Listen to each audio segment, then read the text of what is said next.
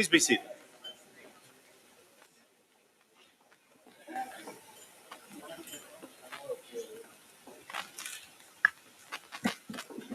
Good afternoon, everyone. I'm honored to welcome you to the 2024 University of Maryland, Baltimore's PhD hooding ceremony. My name is Kenneth Wong, and I serve as the Dean of the Graduate School and Vice Provost for Graduate Education here at UMB. Today, we celebrate the candidates' achievements, the drive, and the sacrifices they have made for their scholarly pursuits.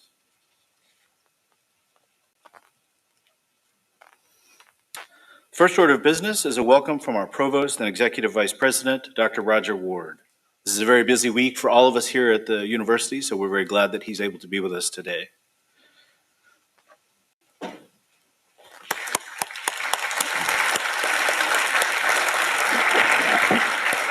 Good afternoon.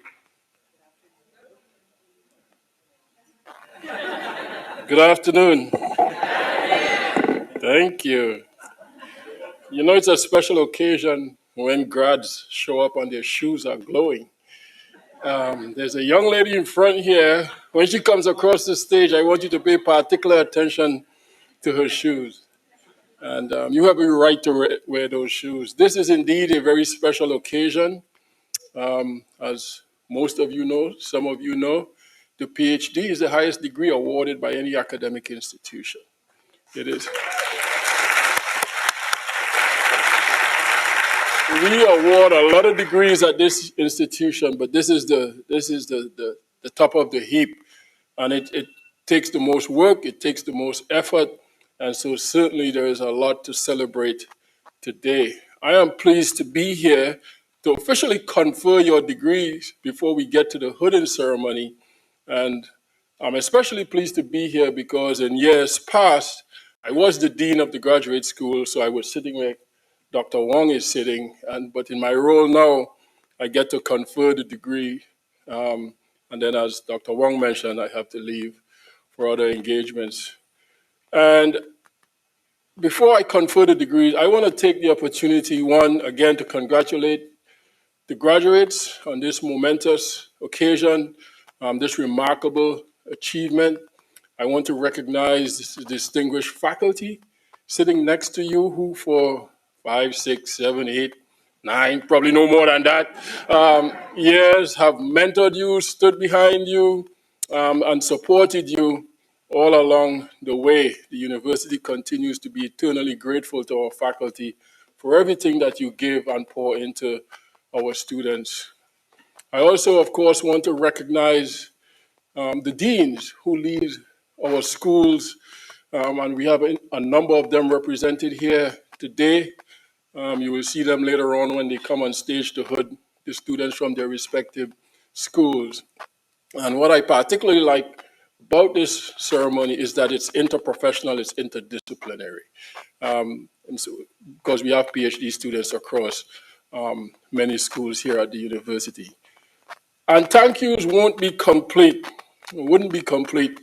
if we didn't say a special thank you and also recognize the sacrifices made by families, friends, loved ones, and others of you who are currently sitting behind each of these remarkable soon-to-be graduates. Without your support, without your efforts, without your funds, in some instances, many of them probably would not have gotten to this point. So we understand the role you play in their lives.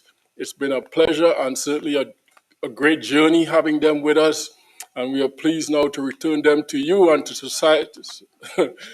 society, hopefully better than we received them. And so I want to, in my role, thank you again for sharing the gift of your loved ones with us. And so with that, I'd like the grads to please stand.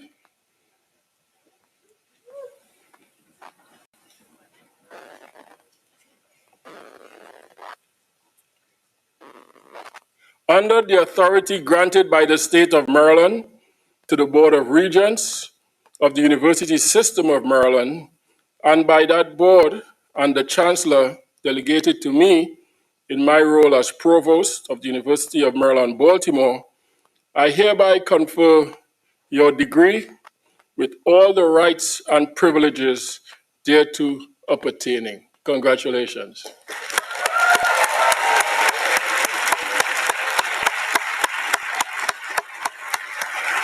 Please be seated. Thank you and enjoy the rest of the proceedings.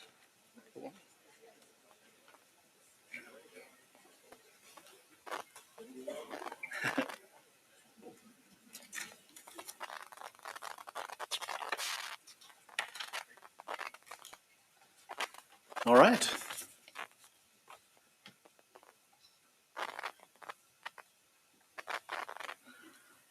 As the graduate school has evolved over the years, we have developed innovative and new PhD programs to recognize emerging fields of study. Some of you are probably the same kind of time period as myself to remember when neuroscience was considered a new thing and departments were beginning to be created around that. And now you would be hard pressed to imagine an institution like ours that would not have work in neuroscience and departments and all of that. And so today, we want to recognize the milestone of the very first group of health professions education PhD graduates. Health professions education recognizes that conveying the enormous amount of knowledge, skills, and wisdom to the next generation of health professionals is a science and a field unto itself, which can be critically analyzed and improved through application of theories and experimentation. This day would not be possible without the leadership and efforts of Assistant Vice Provost Dr. Christina Sestone, who along with her faculty, I'm going to ask you to stand.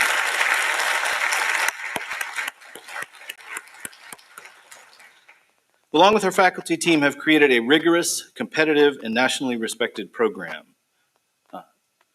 And they reminded me the very first online PhD program at the university here. In addition, Dr. Sestone has extended this vital work across the university with initiatives such as the Faculty Center for Teaching and Learning and the Academy of Presidential Scholars, which serve all the schools here at UMB. So, thank you, Dr. Sestone, for your vision and your dedication.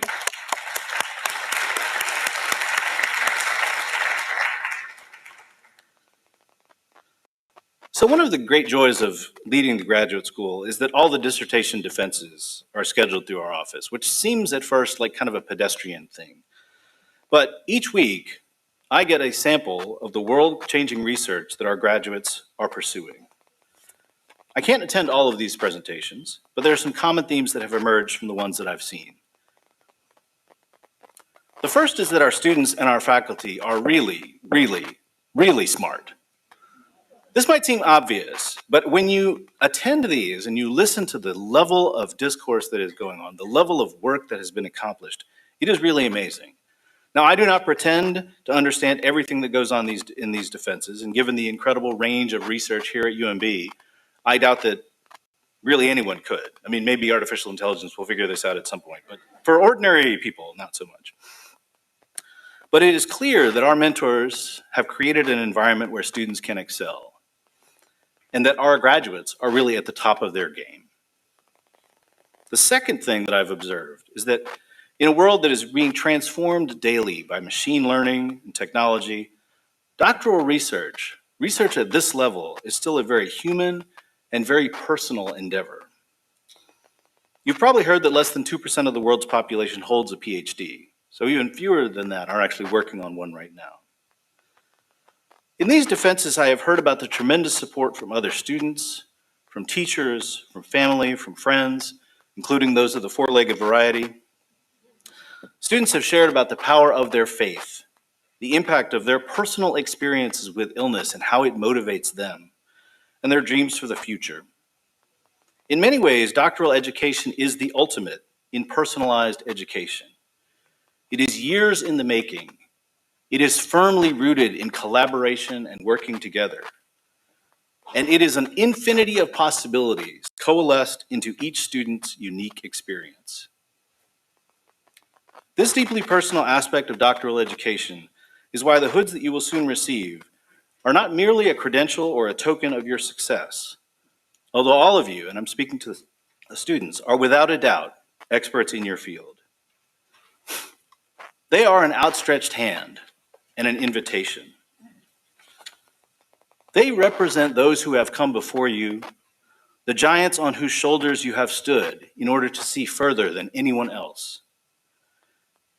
In these hoods are those who will come after you and continue to expand the vast universe that is human knowledge.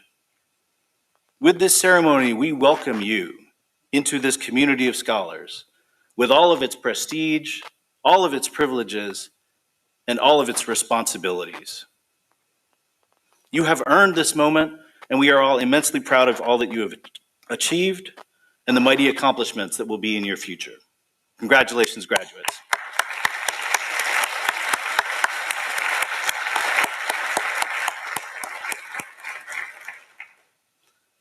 I also want to take a moment to recognize the contributions specifically of our family, friends, and loved ones who are here in attendance. You have sustained our graduates in this adventure.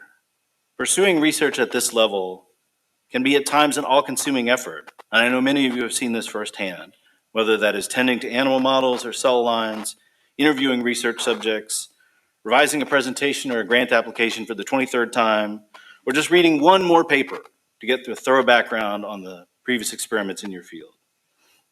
Through a variety of means, all of you have made many sacrifices for these graduates, and you are deserving of our praise.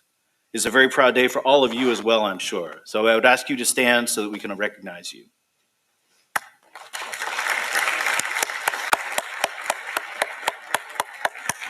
There we go.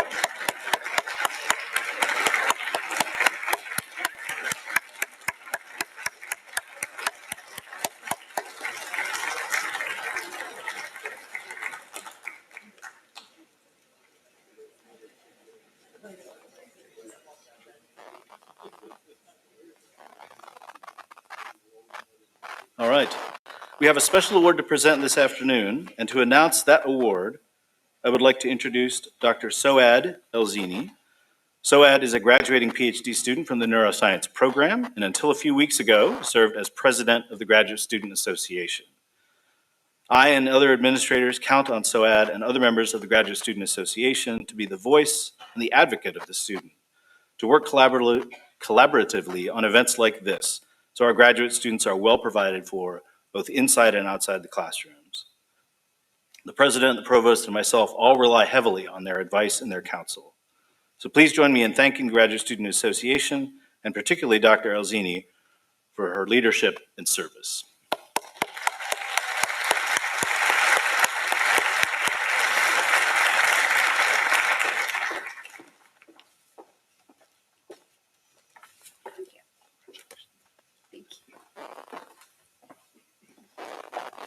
Okay. Hello, everybody. How's everybody doing today? Good. Got a bunch of nerves, a bunch of excitement. Thank you, Dr. Wong, for that kind introduction. Faculty, colleagues, family, friends, and virtual attendees. I want to start off by thanking all of you for being here today and for the privilege of speaking at our graduation ceremony. Many of you have been a foundational support system for our graduates, offering words of encouragement, a shoulder to cry on, a listening ear, or, as was often the case for me, someone to complain to after a day of failed experiments. So thank you all for your support in getting us all to this point. A PhD is a unique kind of struggle. We face difficulties and pains that many people outside of this bubble don't necessarily always understand. We worked tirelessly for years, constantly pivoting and troubleshooting to learn from our mistakes and to expand our knowledge. During our time here, not only did we learn and grow, but the world around us changed as well. Climate change and the effects of global warming were felt and seen as wildfires thousands of miles away affected our air quality and destroyed 70,000 square miles of land.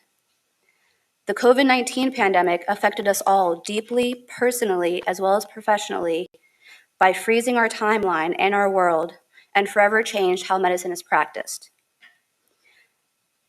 The deaths of Trayvon Martin, George Floyd, and Breonna Taylor highlighted the systemic racial injustices and inequality faced by the Black community.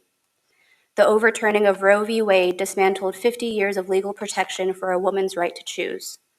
And the ongoing genocides and humanitarian crises in Congo, Sudan, and Palestine are more than 35,000 civilians are being massacred and displaced, most of them being women and children. As we experience the past 5 years, it often feels like the world is falling apart in front of our very eyes.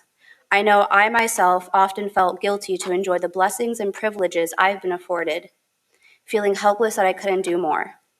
But I learned that there is always something that you can do. I've seen that out of every tragedy emerge people brave enough to challenge the status quo. There are innovators, creators, and leaders that push back against something and say, this is okay, but it can be better. This is wrong, and I'll use my voice to say so. And we saw that in action over the past few years as new technologies and resources that help address climate change, from heat pumps to solar panels to electric cars, came into the market and are becoming more accessible to us as a society. As hospitals are becoming more equipped to tackle calamities, from natural disasters to future pandemics, and more studies are being done to address healthcare disparities and prioritize health equity. The Black Lives Matter movement helped usher in a series of policy and organizational changes to policing that included implicit bias trainings, body-worn cameras, and bans on no-knock warrants. Thousands of protests gathered around the country to fight for racial equality, reproductive rights, Palestinian liberation, and divestment. To me, this highlights one thing, that there is resilience in community. That when we lead with compassion and empathy, when we prioritize our morals and values, that is how we make a difference. When we stand up to dangerous and helpful and hateful rhetoric, that is how we make a difference. When we're able to come to the table to have an honest, educated, and respectful conversation towards positive change without vilifying one another, that is how we make a difference. I'm proud to stand here among my peers, a hall filled with experts in their field, neuroscientists, geneticists, biochemists, health scientists, and social work scholars, just to name a few. But what I want you all to remember is as you look around this room and as you go out into the world, remove all the labels and simply look at one another as human beings. Each person you meet is someone who loves and is loved by their people. I challenge you all to lead with empathy, start conversations with compassion, and engage with the world around you to better it. I leave you with a quote from the diary of Anne Frank. She said, "It's a wonder I haven't abandoned all my ideals. They seem so absurd and impractical. Yet I cling to them because I still believe, in spite of everything, that people are truly good at heart." Thank you.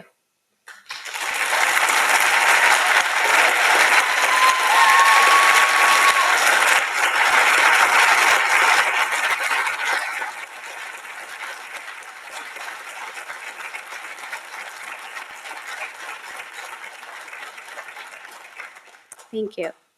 Now it is my honor to present the Dr. Patricia Sokolov Outstanding Mentor Award. This year's winner is Dr. Susan Dos Reis. Here to speak on behalf of Dr. Dos Reis are her two nominees, Hae-Young Lee and Feng Tran.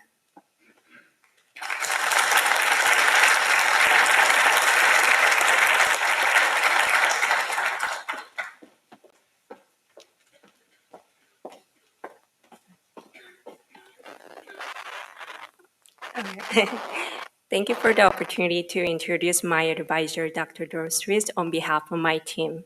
I'm honored to share a bit about her. Dr. Dos Reis shows a strong dedication to fostering the professional and personal growth of her students.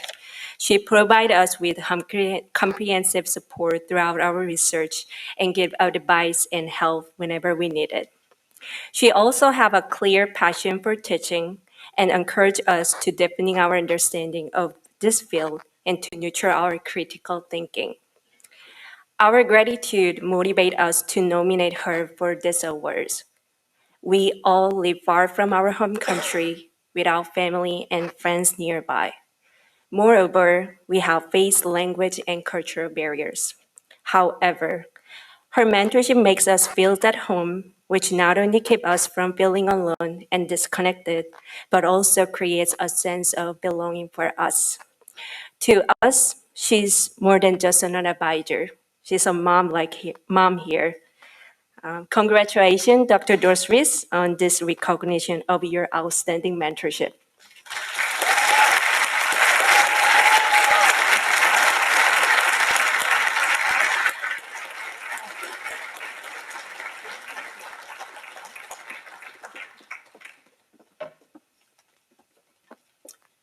Wow, I was warned that I might come to tears after hearing what the students wrote about me. So I just want to thank you for those very kind words.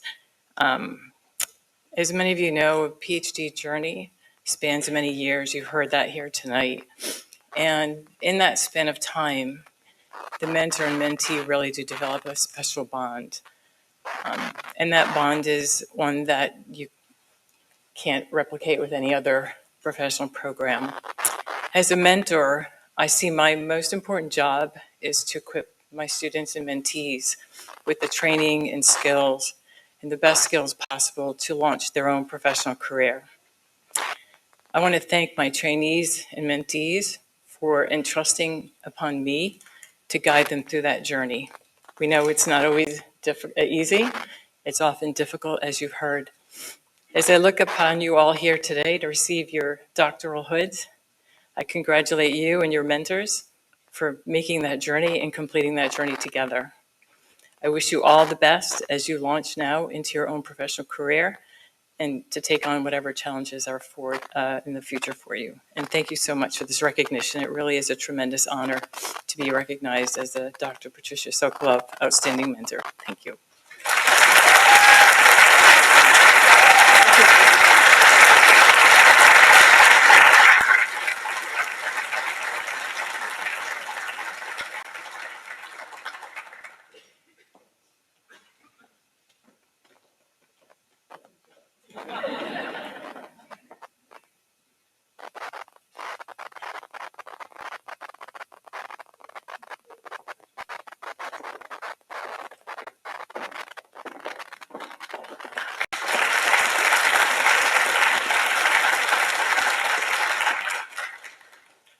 Good afternoon, everyone. I'm Erin Golembewski, and I serve as the Senior Associate Dean here in the Graduate School.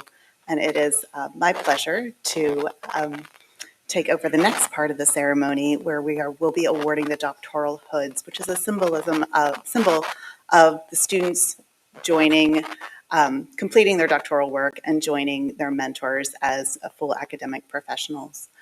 A few notes as we get started. We'll be moving row by row. Each of the students are grouped by their program.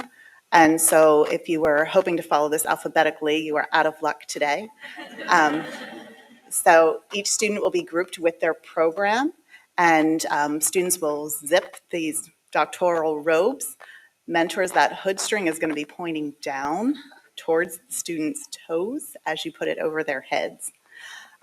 Each of the mentors has prepared a very brief introduction, which is quite a trick after you've spent 5+ years with a student. We'll get just a little glimpse into what their time was like here at UMB. And the program director will be reading that mentor's remarks. In some cases, students have co-mentors or other faculty members who are substituting in for their mentors today. And as we mentioned, this is an interprofessional event. And so we have professional school deans here to assist with the hooding of students in the programs affiliated with their school. Our professional photographer will take a photo in the back of the auditorium, and after the ceremony, family members and friends are welcome to the stage and other places around the auditorium that look photogenic to you.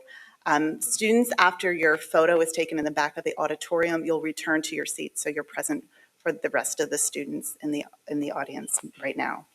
And so we're going to begin with students, and again, by program, we're going to take that first row, and you're going to follow Elise around the ramp and begin coming to the podium.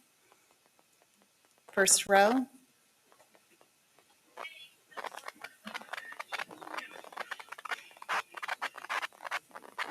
And I welcome the Dean of the School of Social Work, Dr. Judy Postmus, and Graduate Program Director and Richard P. Barth Professor, Dr. Bethany Lee, to come to the stage to begin the hooding.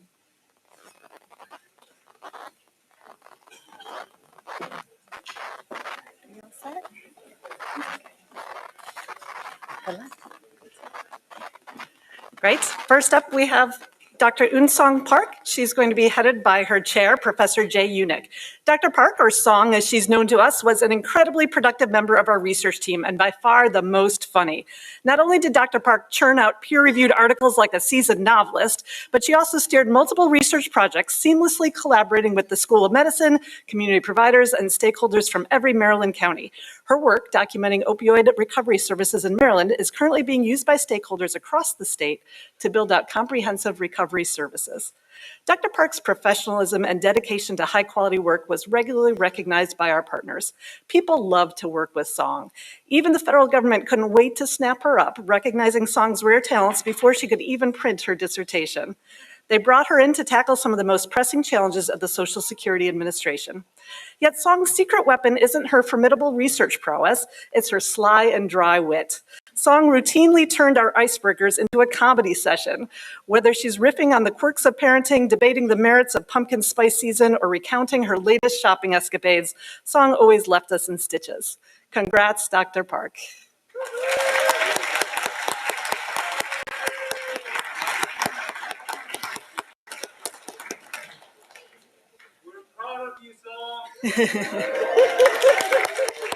Dr. Park is joined by a whole cadre of folks from South Korea here, special visitors. Thank you. Next up, it's my pleasure to introduce you to Dr. Todd Becker, who will be hooded by his chair, Professor John Cagle.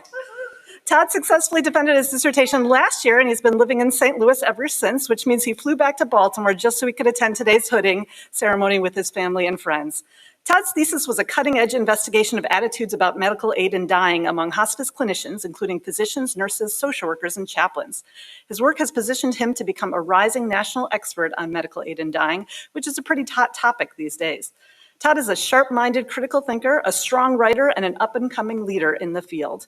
People who know Todd also know that he is side-splittingly funny, an accomplished collegiate athlete, and a fluent Spanish speaker. Todd is also an incredibly productive scholar. While at UMB, he developed and published over a dozen peer-reviewed articles in high-impact journals.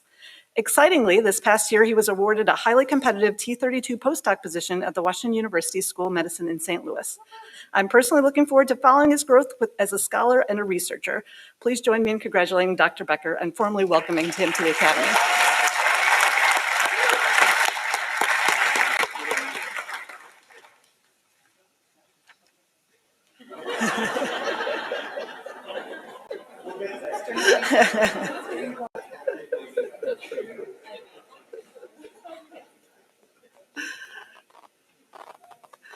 This is the joy of going first.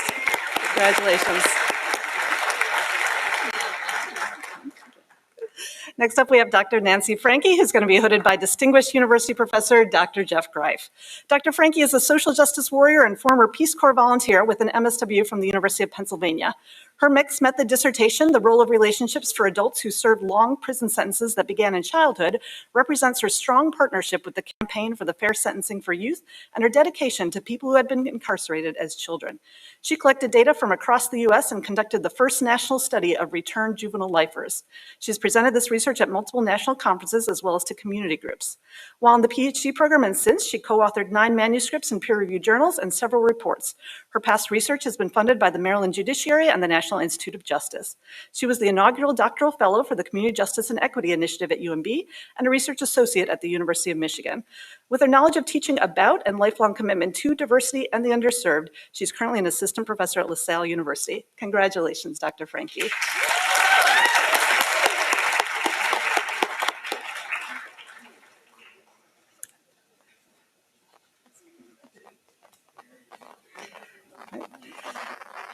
Next, let's welcome John Gilgoff, who is being hooded by his chair, Professor Fernando Wagner. Dr. Gilgoff is an accomplished health, human service, and social change professional with extensive experience in project management, organizational development, community-engaged research, and public affairs. John is deeply engaged in practice, capacity building, policy, and research focused on boys and men's health and other marginalized populations. John is a founder and former executive director of Brothers on the Rise, a nonprofit organization providing counseling, leadership, and career programming for boys and young men of color. During his tenure at the University of Maryland, John provided valuable leadership and support to the IRIS initiative, building academic community partnerships to support the opioid recovery system. He also led the inaugural Recovery Research Fellowship, a 10-month learning community that built research skills towards greater peer workforce integration and other important outcomes within the opioid recovery support system. John is a great thinker and writer. Anyone who reads his dissertation will agree, but he's also a poet, a comic, a triathlon athlete, and a great friend. Congrats, Dr. Gilgoff.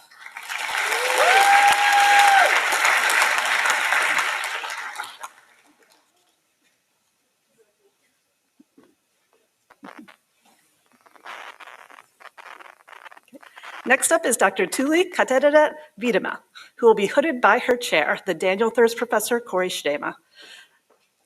Tuli's dissertation examines, doing a dance here. Tuli's dissertation examines Kenyan young adults and service providers' understandings of mental health.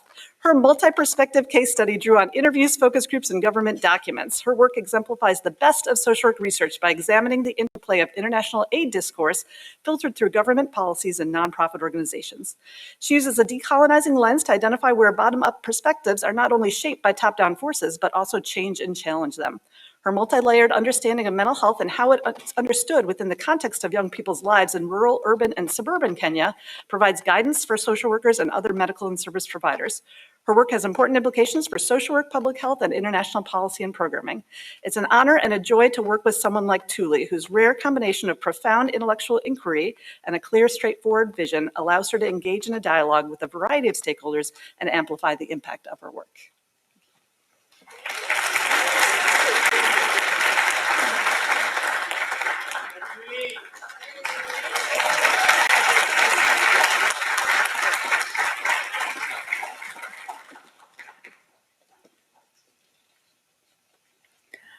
I invite Dean Mark Reynolds to the stage, Dean of the School of Dentistry, and Dr. Abraham Schneider, Graduate Program Director, Dental Biomedical Sciences.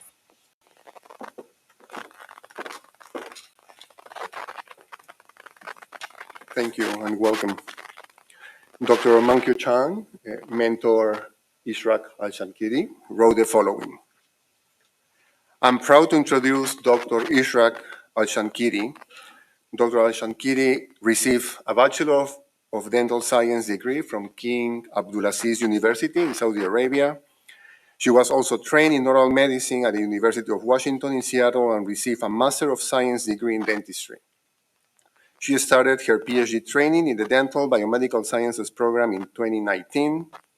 During the 5 years of training, I've had the privilege of witnessing her growth and development into a skilled researcher and expert in the mechanisms of temporomandibular joint pain and bone degeneration. Dr. Al-Shankiri has demonstrated exceptional dedication and passion for her research. She has not only contributed new insights to the field, but has also shown a commitment to collaboration and mentorship, serving as a role model for her peers. As a board-certified oral medicine specialist and now a PhD in the field of craniofacial pain, Dr. Al-Shankiri will continue to make significant contributions to craniofacial pain research and management in the future. Dr. Al-Shankiri is going back to Saudi Arabia to serve as faculty member in the Al Qura University. Congratulations.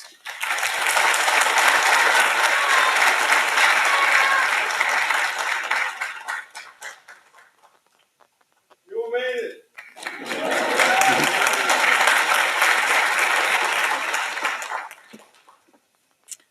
I welcome the Dean of the School of Nursing, Dr. Yolanda Agobulu, and Dr. Unshim Nam, Professor and Associate Dean, and the PhD Program Director. Thank you, Dr. Golembewski. Dean of Law, faculty and guests, it's my distinct honor and privilege to present our School of Nursing PhD candidates to you today. The first candidate is Hyang Baek. I'm truly delighted to introduce this outstanding candidate. Hyang is a nurse researcher with a focus on the impact of nurse work environment on nursing practice. Since 2018, she has completed her research and worked on several projects aimed at enhancing nurses' well-being. These projects addressed the issue of substance abuse and helped in crafting shift to work recommendations. In her doctoral dissertation research, she examined the impact of work environment during the COVID pandemic along with bullying in nursing and how workplace support was associated with nurse well-being and intention to stay. Currently, she is working as a project director for an AHRQ-funded grant project, a study of nurse EHR usability and usefulness in critical care, along with Dr. Alison Trinkoff. She has also completed a year graduate study in healthcare informatics. Hyang is a cheerful and positive team member and innovative thinker who is a great colleague to all of us. Recently, she has accepted an offer as an associate professor, tenure track at the Towson University. We are very happy to have her back. And Hyang Baek will be hooded by dissertation chair, Dr. Alison Trinkoff, and Dean Obolo. Congratulations, Dr. Baek.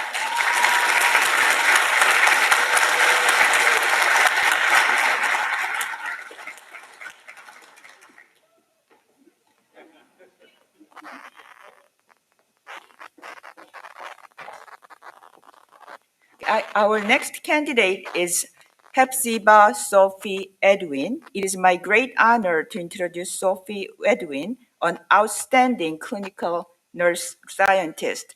Sophie began her nursing career in India and immigrated to the US as a registered nurse 22 years ago.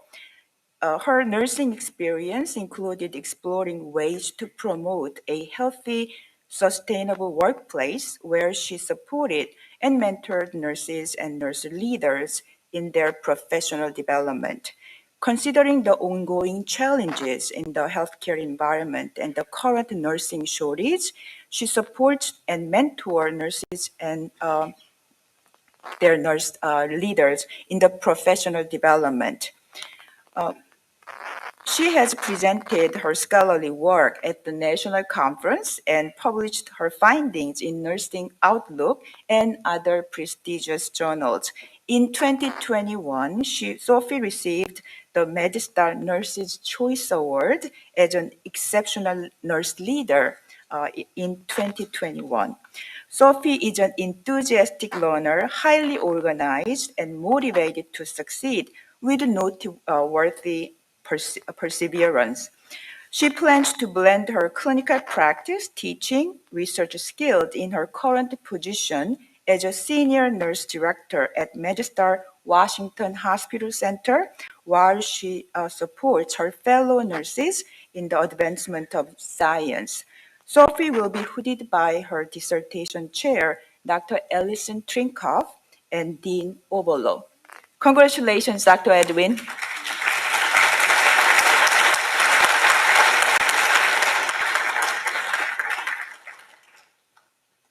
Our next candidate is Emily Worthman.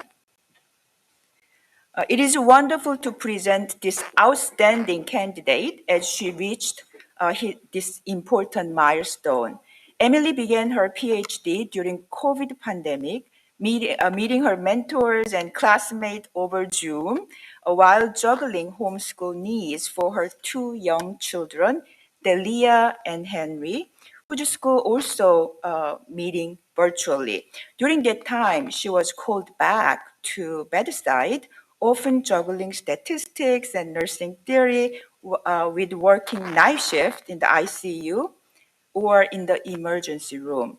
As the COVID pandemic waned and we returned to campus, Emily published her first article associated with her dissertation, a literature review of burn pain and adverse child experience. She also continued advancing her profession of burn nursing with an appointment to the Board of Certification for Emergency Nurse and as a special advisor and subject matter to the Biomedical Advanced Research and Development Authorities Research-Related Information and Tracking Medical Communications Application Project. Emily will be hooded by her dissertation chair, Dr. Luana Coloca and Dean Obolo. Congratulations, Dr. Worthman. Okay.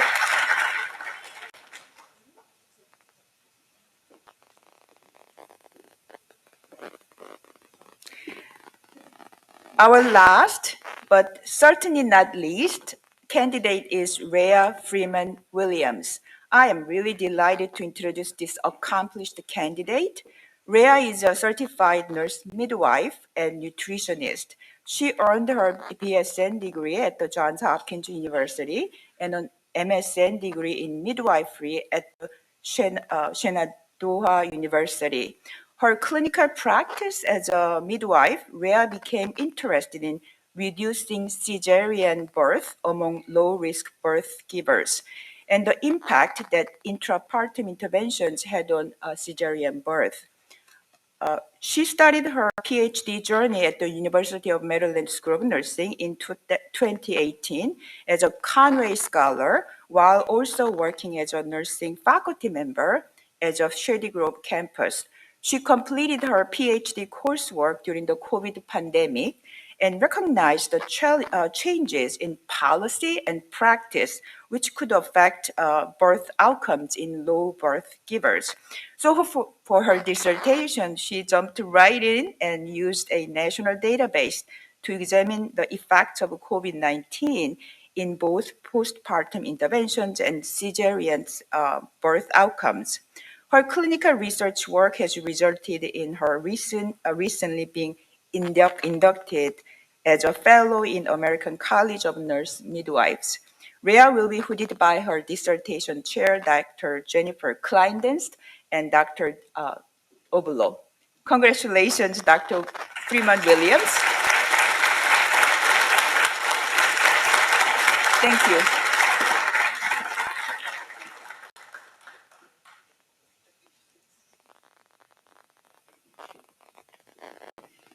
I invite Dr. Sarah Michelle, Dean of the School of Pharmacy and Professor, to the stage. And joining her to introduce the graduates from the Pharmaceutical Sciences program is Dr. Amanda Oglesby, Associate Professor in Pharmaceutical Sciences and PhD Program Director.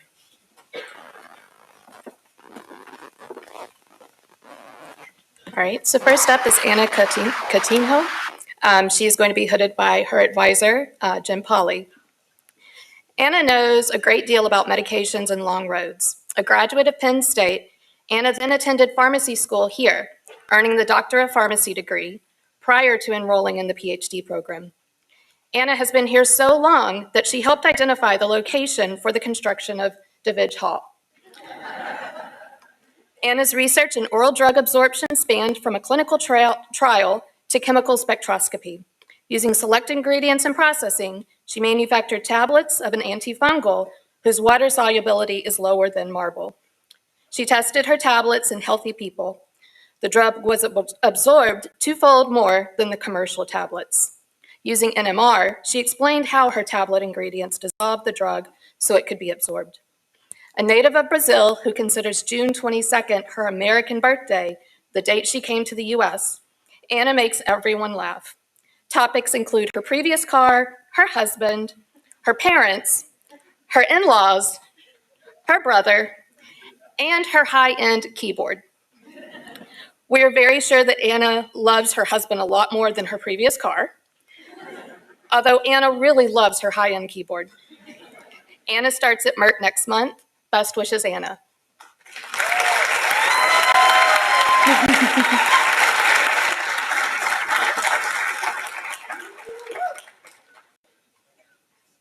Next up is Brianna Scotland, who is going to be hooded by her mentor, Ryan Pearson. Brianna's doctoral research focused on the development of nanoparticles to modulate immune cell responses for the treatment of allergies. Brianna's doctoral work resulted in an impressive 6 publications, 3 of which she is first author. She has also received numerous awards during her studies, including the Genentech Meyerhoff Fellowship, and she was selected to present her work at multiple conferences. Above all, Brianna's dedication and perseverance have been unmatched. I wish her all the best as she moves toward her next career steps. Congratulations, Dr. Scotland.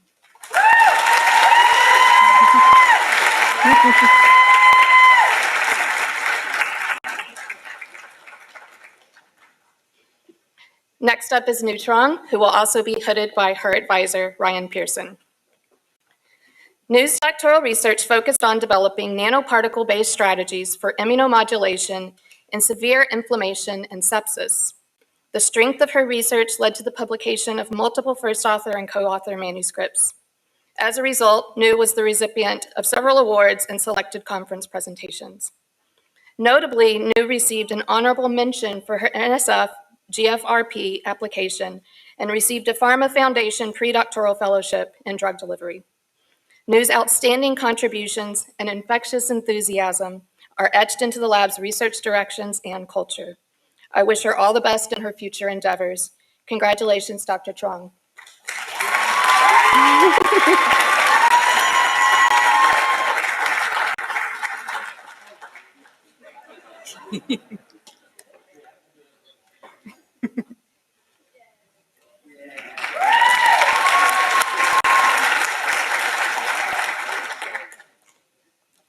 Next up is Xu Hui Li, mentored and hooded by her mentor, Joga Gobaru.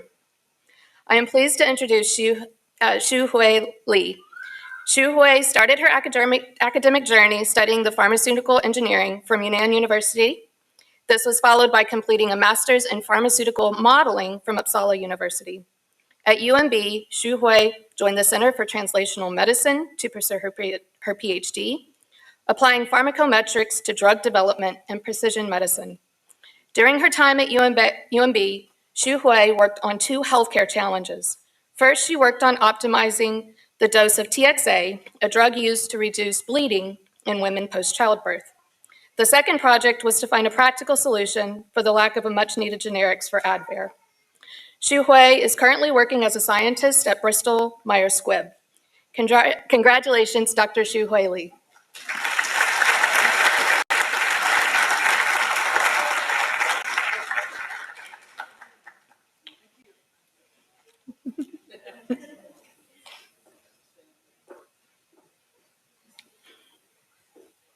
Next up is Yulimi Morel, mentored and hooded by Jace Jones. It is a great pleasure to introduce Dr. Yulimi Morel. Dr. Morel's doctoral research involved establishing the link between lipid structure and biological function. She developed a quantitative assay to detect over 100 unique endogenous lipids. She also developed an analytical method to structurally define intact oxidatively labeled lipids. These methods will enable a greater understanding of the role of lipid peroxidation plays following brain injury. Her studies resulted in 2 first-author publications, 1 co-author publication, and several manuscripts soon to be published. She was awarded the Washington-Baltimore Mass Spectrometry Discussion Group Travel Award, Departmental Fellowship Award, Gordon Research Conference Travel Award, and a Waters Early Career Summit invitation. Dr. Morel is a fantastic experimentalist with an equally matched work ethic. She was a joy to have in the lab and greatly contributed to a collegial and fun working environment. She will be greatly missed, and we are truly excited to see all the wonderful things she will accomplish as a senior scientist in the Biologics Analytical Research and Development Program at Merck. Congratulations, Dr. Morel.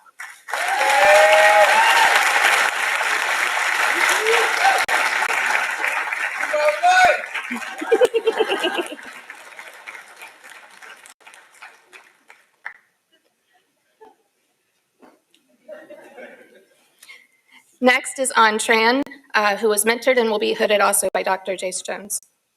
It is with gratitude and delight that I introduce Dr. An Tran.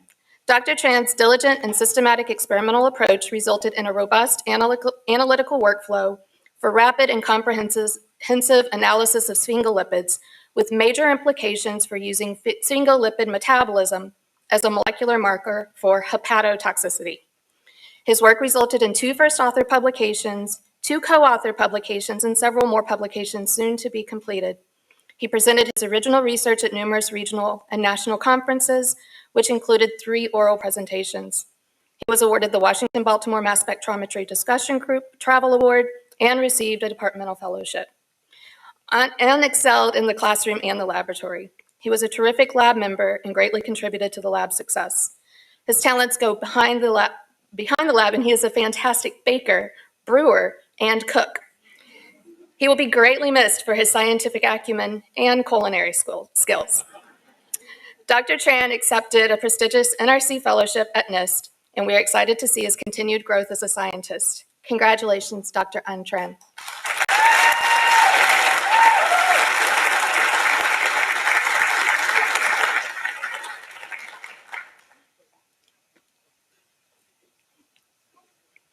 Next is Kyle Kin, who will be hooded by his mentor, Daniel Duredge. I am pleased to introduce Dr. Kyle Kin. Kyle started his academic career at Goucher College, majoring in biochemistry and molecular biology.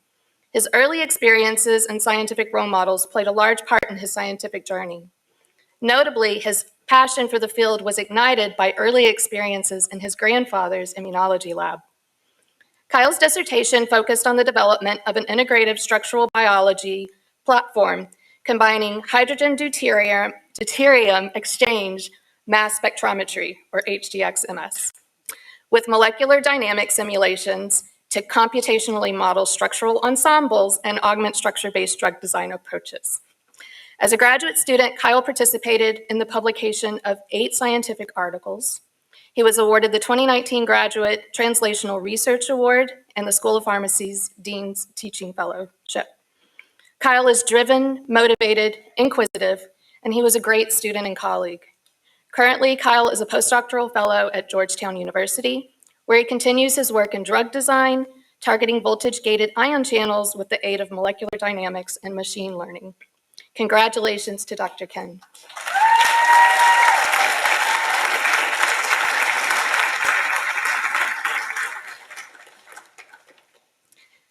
Next up is Dr. Raquel Laverne Short, who was mentored by Lisa Jones and will be hooded by her committee member, Daniel Duredge. From the moment Raquel entered the Jones lab, she exhibited a profound curiosity and dedication to pushing the boundaries of mass spectrometry-based protein footprinting. With the background in biology, Raquel embraced the challenges of our interdisciplinary environment, swiftly immersing herself in biophysics, analytical chemistry, high-throughput proteomics, biochemistry, and method development. Even amidst the COVID-19 pandemic, Raquel's unwavering commitment yielded groundbreaking results, notably publishing the pioneering application of fast photochemical oxidation of protein, or FPOP, in 3D tumor spheroids. She also spearheaded the creation of an automated data analysis platform for protein footprinting, mastering R programming from scratch. In her final year, Raquel's resilience was exemplified by her decision to join me at University of California, San Diego, where I established my new lab. Her tenacity and grit not only enriched the Jones Lab at UCSD, but also proved invaluable in shaping our endeavors. Currently, Raquel is a mass spectrometrist at Exit Inc., a precise systems company. Her journey embodies the spirit of relentless pursuit and unwavering dedication. Congrats, Dr. Raquel Short.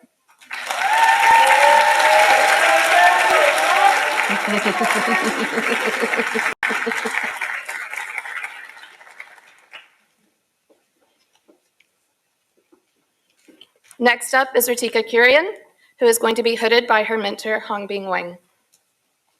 It is my great pleasure to introduce Dr. Ritika Kurian. Ritika originally got her bachelor's degree in pharmaceutical sciences from Goa University, India. She then relocated to the United States to pursue studies in pharmaceutical sciences at Northeastern University in Boston. After completing her MS degree, Ritika worked at Charles River Laboratories as a scientist in the Department of Discovery Bioanalysis, specializing in LC-MS and PK/PD analyses. 5 years ago, Ritika joined my lab as a PhD candidate, undertaking a rather challenging drug development project. Throughout her tenure, Ritika has demonstrated high professionalism, a diligent work ethic, and problem-solving capabilities. She has published 2 research articles and 1 book chapter with another article ready to submit. On a personal note, Ritika has a wonderful family and many friends who support her unconditionally. In turn, she gives back by being a caring student who loves and enjoys helping others. She always makes herself available and never denies the request of anyone who seeks her help. I am sure that with these qualities, she will be successful in her future endeavors. Congratulations, Dr. Kurian.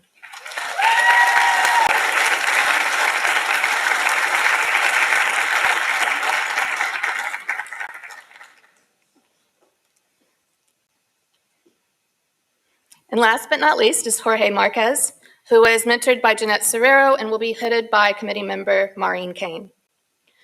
On behalf of Jeanette Serrero, I am pleased to introduce Jorge Marquez. After completing his bachelor's at Towson, Jorge began in Jeanette's lab at A&G Pharmaceutical as a research assistant. Due to Jorge's inquisitive mind and curiosity, Jeanette encouraged him to pursue a PhD. Jorge's doctoral work helped identify a protein named PTGFRN, which was a cancer cell surface target of unknown function. Jorge demonstrated this protein had a role in metastasis for biological approach and did proteomics analysis in the Kane laboratory. Jorge then had to learn how to conjugate antibody and was undeterred in his efforts in this. He read about it, picked up the phone if necessary to talk to experts, and got the technology to work. He eventually developed an antibody-drug conjugate and demonstrated its efficacy in vitro and in vivo. I am proud of Jorge's accomplishments. Jorge is now a pharmacokineticist at the FDA. They are lucky to have such a nice and dedicated investigator in their midst. Congratulations, Dr. Marquez.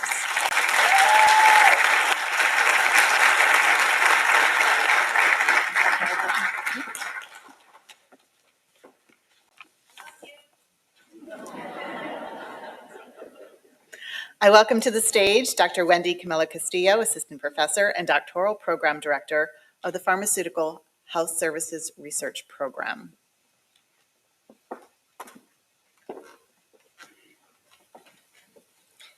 I am pleased to present the graduates of the Pharmaceutical Health Services Research Program, Dr. Kaylee Majorkak, and her mentors, Dr. Daniel Mullins and Eleanor Perfetto. She will be hooded by Dr. Daniel Mullins. Kaylee Majorkak began her career in pharmacy as a pharmacy technician for the Kroger Company. She received a bachelor's in pharmacy administration from the University of Toledo and a master's in pharmaceutical evaluation and policy from the University of Arkansas for Medical Sciences. She worked as a data scientist too in the population health analytics at the insurance company Humana. Kaylee was prepared for the long journey that every PhD endures since she has trained as an ultramarathon runner. Her longest marathon to date was 71 miles. That made, in comparison, the dissertation journey seem short. In addition to running and hiking, she loves to travel and has worked in China and Hungary. As a PhD student, she has presented at conferences in Canada, the Czech Republic, and Denmark.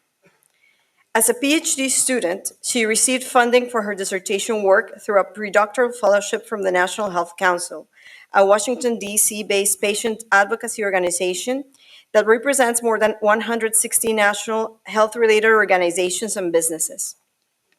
Kaylee accepted a postdoctoral research scientist position at Clinical Outcome Solutions, one of the nation's leading firms for developing new disease screening and health outcomes measurement tools for regulatory studies.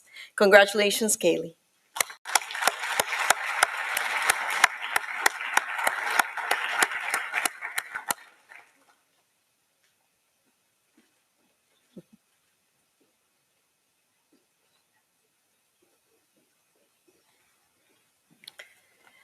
Dr. Sunying Lee, who will be hooded by his advisor, Dr. Eberchukwu Onukwa.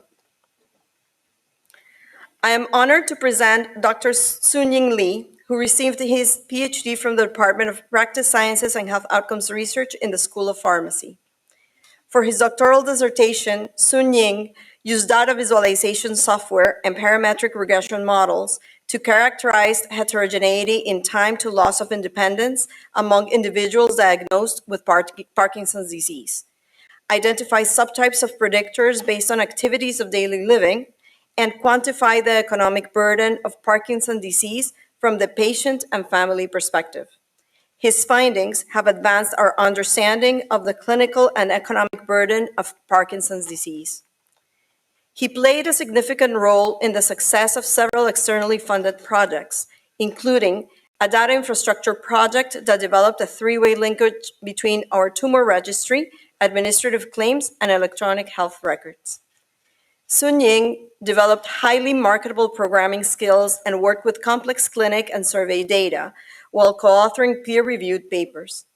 Along the way, Sunying received the 2022 Donald O. Fetter Memorial Fellowship Award from the Pharmaceutical Health Services Research Graduate Program. It has been my privilege to mentor Sunying during his time at UMB, and I am very pleased to welcome him into the community of scholars. Congratulations, Sunying.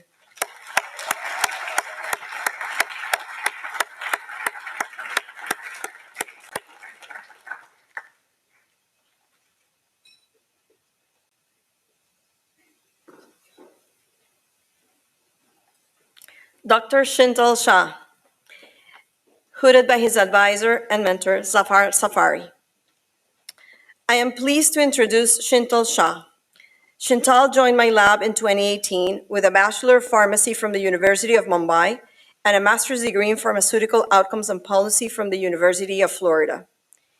During his PhD, Shintal served as a co-chair of the Meeting Planning Committee of the International Society of Pharmacoeconomics, ISPOR for short, student network, and as the UMB ISPOR student chapter president. Shintal's PhD dissertation quantified medical costs of treating chronic obstructive pulmonary disease, most commonly known as COPD, in the United States, as well as comparative effectiveness of COPD treatments using Medicare datasets. Shintal's dissertation has made a significant contribution to providing up-to-date estimates for health and economic burden of COPD in the United States. Shintal received multiple awards during his PhD and is currently a senior scientist at AstraZeneca. Congratulations, Shintal.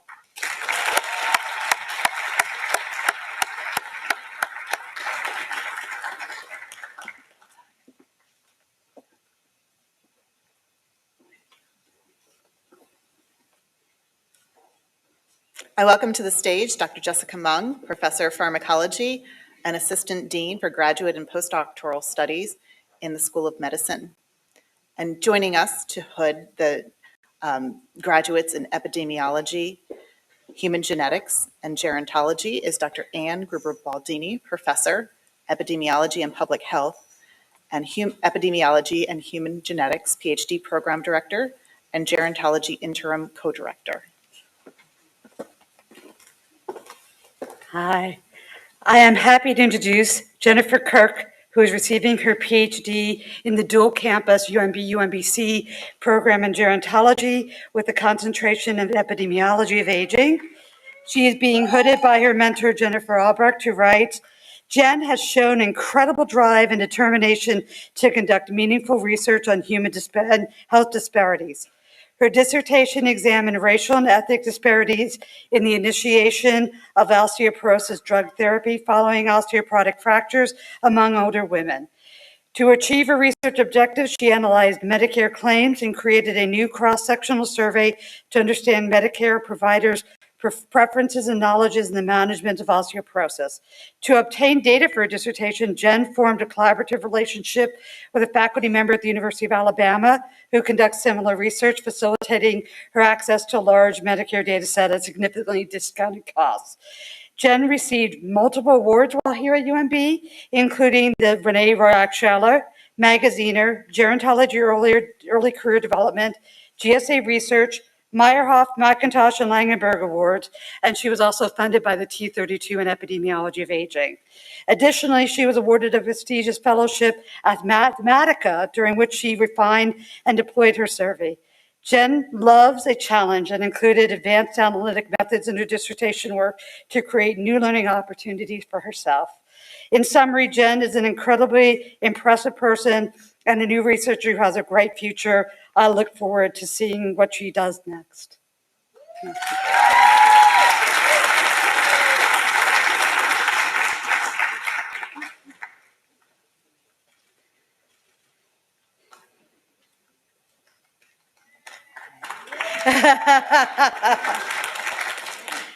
On behalf of the Epidemiology and Human Genetics doctoral program, it is my pleasure to introduce Patricia Erickson, who's being hooded by her mentor, Catherine Berry, who writes, due to Patricia's interest in occupational and environmental risk factors in cancer, she pursued a pre-doctoral fellowship in occupational and environmental epidemiology branch at the National Cancer Institute through the graduate partnership program between UMB and the NIH.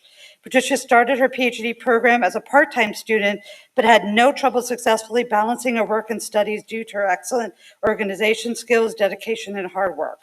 Her dissertation evaluated cancer risks associated with carbaryl, an insecticide with widespread residential and agricultural use, as well as an association between pesticides and telomere length, which is thought to be an intermediary in the development of many cancers.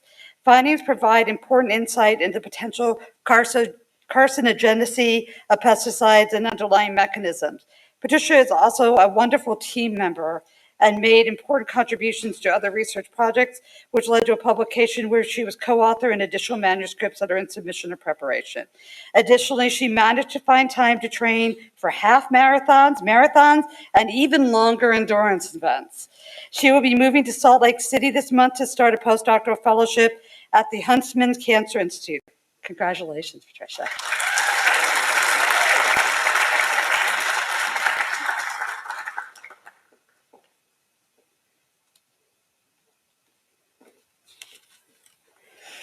It is my pleasure to introduce Shishi or Lydia He, who will also be hooded by Catherine Berry and was co-mentored by Braxton Mitchell.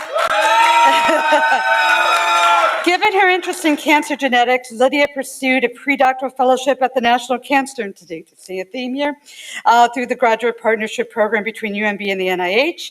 While at UMB, she also worked on studies within the Amish population.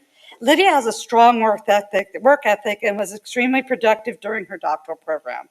Beyond her dissertation, she has been willing to help other projects, showing her collaborative and generous nature. During her program, she published 3 first author papers and submitted 2 others with other papers in preparation.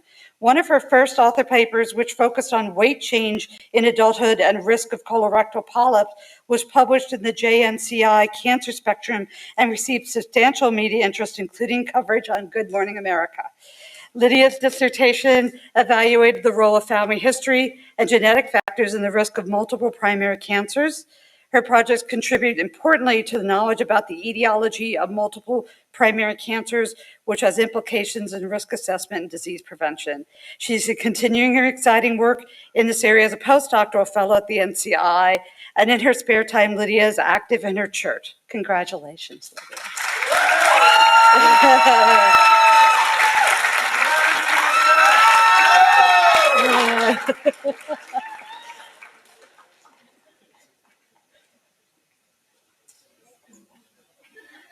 And we all hope to have such a good cheering squad. Thank you. It's my pleasure next to introduce Dr. Karashma Mohanty, who was mentored by Kristen Stafford and being hooded by Nan Sherratt. Karashma came to the program with a wealth of training and work experience. She bravely left that and an industry paycheck to return to graduate school to become an epidemiologist. She found that her passion was identifying drivers of health inequity and channeled that passion into her dissertation, where she investigated the impact of system and social determinants of health on HIV testing and treatment outcomes in Nigeria. Immersing herself in new methods not taught in her classes, she created novel indices to capture societal and structural drivers of health disparities.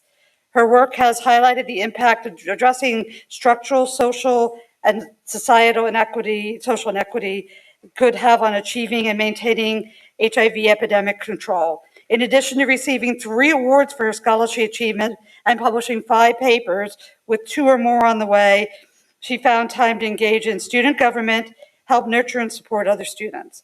Karashma tackled every challenge with grace, grit, a puzzle or two, and sound epidemiologic methods.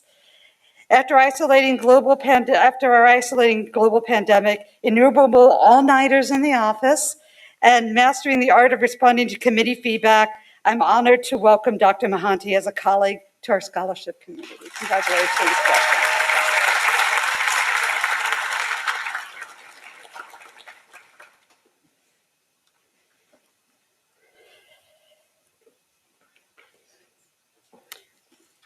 I'm pleased to introduce Dr. Nandini Ragaraman, who is being hooded by her mentor, Luana Kogalika. Dr. Ragaraman, I'm always going to mess that up, sorry, has just demonstrated an exceptional ability to learn diverse techniques and effectively execute tasks, including data collection, analysis, and manuscript writing. Her proactive approach was evident from the onset as she pioneered the creation of an index to investigate the health impact of the disparities on placebo-induced pain modulation among chronic patients. Furthermore, Nandini has exhibited mastery in brain imaging studies, notably contributing innovative insights into the neural mechanisms of observational learning, particularly with the use of naloxone. Beyond her academic achievement, Dr. Ragaraman's resilience and generosity are outstanding. Her unswavering dedication to her work, coupled with her willingness to support others, serves as a testament to her character. It is evident that her remarkable qualities will undoubtedly contribute to her drive her forward in her academic success. Your family, in particular your father, should be very proud of you, Dr. Ragaraman.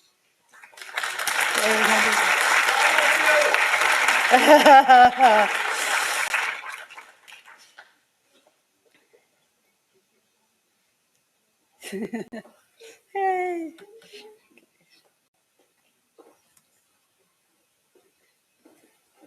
Okay. I'm pleased. It gives me great pleasure to introduce Mudasa Iqbal, who will be hooded by Tony Pullen, and whose mentor Geraldo Vasta writes that Mudasa came to his lab as a 2016 Fulbright Scholar awarded by the U.S. Educational Foundation in Pakistan. His research in my lab has revealed many novel functions of certain proteins called galactins upon influenza A infection and can lead to consequences potentially detrimental to the patient. These studies will open new avenues for intervention on viral disease. Mudassar co-authored 4 papers from his genetics work in Pakistan and 1 review article from my lab. From his doctoral thesis, 1 first author paper, together with a co-authored manuscript, is related projects are in preparation. In addition to his bench work, he has supervised student summer interns in the lab and carried out duties as a teaching fellow at Notre Dame of Maryland University in Baltimore. Medalsa's work merited a fellowship from the Radcliffe Foundation in 2021 and a research award from the Graduate Student Association in 2022. He also received an Outstanding Abstract Award at the Glycoscience Research Day at the NIH in 2020. So congratulations, Medalsa, and we wish you the best.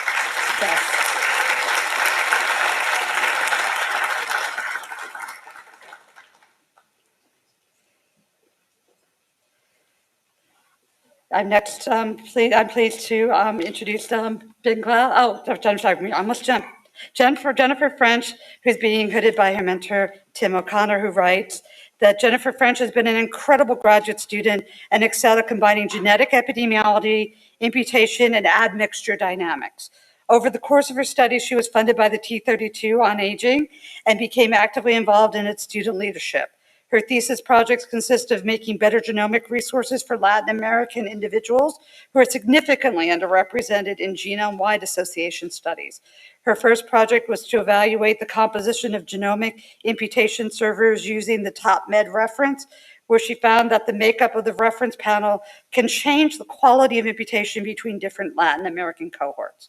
Her second project looked at the association analysis of the X chromosome enriched for African and Indigenous American ancestry in Latin America and Alzheimer's disease.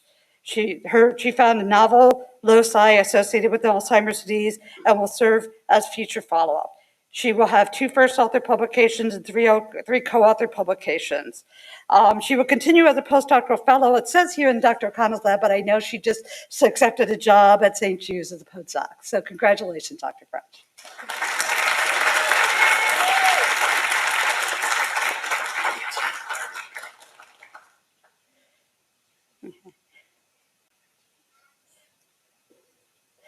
Okay, so next I'm pleased to introduce Dr. Bingla, who's going to be hooded by both his mentors, Tim O'Connor and Shannon Tackle Harrison. Bing came to UMB with substantial experience as a physician and postdoctoral fellow and wanted to expand his knowledge of programming, data analysis, and genetics. For his thesis, he has efforts to facilitate large-scale genomic analyses of Plasmodium falciparum by assessing and developing tools for the detection of identity by descent. His first author publication in Nature Communications explored the impact of natural selection on identity by descent-based inferences and provided practical approaches to correct for selection-induced bias. As part of his second aim, he evaluated and optimized the performance of different IBD, but I'm calling algorithms to estimate IBD and CF falciparum to account for biological differences between the parasite and the human genome, namely high recombination rate and low SNP density. As part of this effort, he successfully re-implemented one of the algorithms in a different programming language, reducing the computational time from 3 to 4 weeks to 9 hours. He will be the first author of 4 papers, and through his collaborative and collegial attitude will serve as a co-author of many more to come. He will continue work as a faculty research associate within the malaria research program at the CVD here at the School of Medicine. Congratulations, Dr.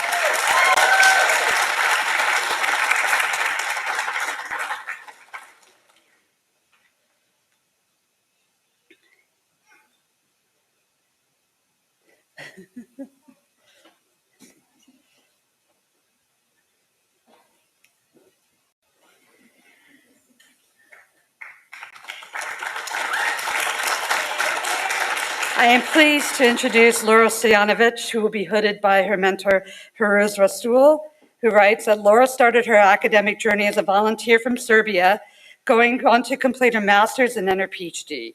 From the beginning, Laura showed herself to be a lively, creative, inquiring mind whose hard work and perseverance has led to Bristol Lab in a new direction, linking interferon, inflammasome signaling to mitochondrial dysfunction. For her dissertation, Laura showed for the first time that the little-studied gene ZNFX1 is a master regulator of mitochondrial dysfunction and interferon and inflammasome signaling in ovarian cancer. Her novel findings shed light on response to viral infections such as COVID and the role of mitochondrial signaling leading to inflammasome signaling with application to other cancers. Her hard work has produced 3 papers published in excellent journals, first author paper currently in review, and 17 abstracts presented at national and local meetings to much acclaim. Laura has a great scientific career ahead of her, and I expect to hear great things from her in the future.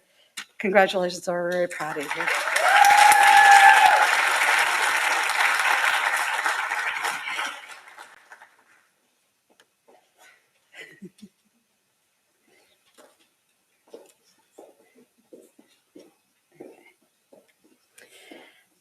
I'm pleased now to introduce Dr. Hadley Bryan, who is being hooded by her mentor, Megan Rizzo, who writes that Dr. Bryan researched the link between hair-like cellular structures known as cilia and type 2 diabetes. Genetic illnesses that disrupt cellular structure are rare, but manifest as profound set of phenotypes, including obesity and kidney disease. One human celopathy known as Bardet-Biedl syndrome protects against diabetes development. Dr. Bryan combined a human genetics approach with molecular and cellular imaging techniques to discover a new mechanism underlying clinical observation. She determined that pancreatic cells lack the Bardet-Biedl syndrome 1 protein and released more insulin in response to critical metabolomic or hormones in vitro. Her contribution opens rare new avenues for developing therapies aimed at type 2 diabetes. Congratulations.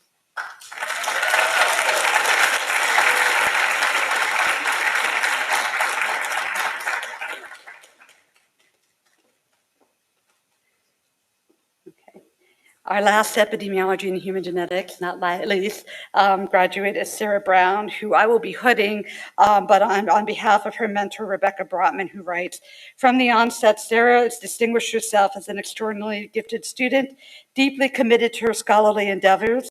She joined my research lab group to explore the connections between the vaginal microbiome and women's health outcomes, quickly demonstrating outstanding analytic and research skills. Sarah is one of the most productive trainees I've ever had. As a graduate student, she authored 13 manuscripts, serving as first author on 5 and currently finalizing 3 more for submission. Her meticulous approach was reflected in her NIH 31 grant application, which achieved a remarkable score of 20, but was 1 point short of the funding limits. For her dissertation, Sarah independently managed a 10-week cohort study involving over 100 women, skillfully overseeing recruitment, IRB compliance, and data management. She was recently awarded a postdoctoral fellowship funded by the T32 Epidemiology of Aging, where she will continue her research in collaboration with the Institute of Genomic Sciences. Here she will further her training in computational biology, genomics, host-microbe interactions, and aging. It is with great enthusiasm I welcome Dr. Brown to our vibrant research community, confident in her future as a leader in advancing the frontiers in aging, molecular epidemiology, and human microbiome research.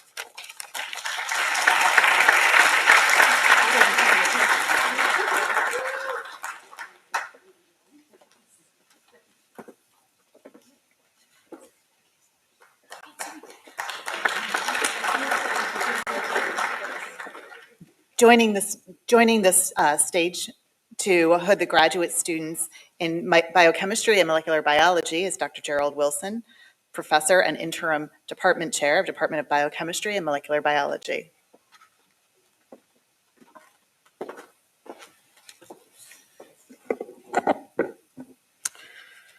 Good afternoon, everyone.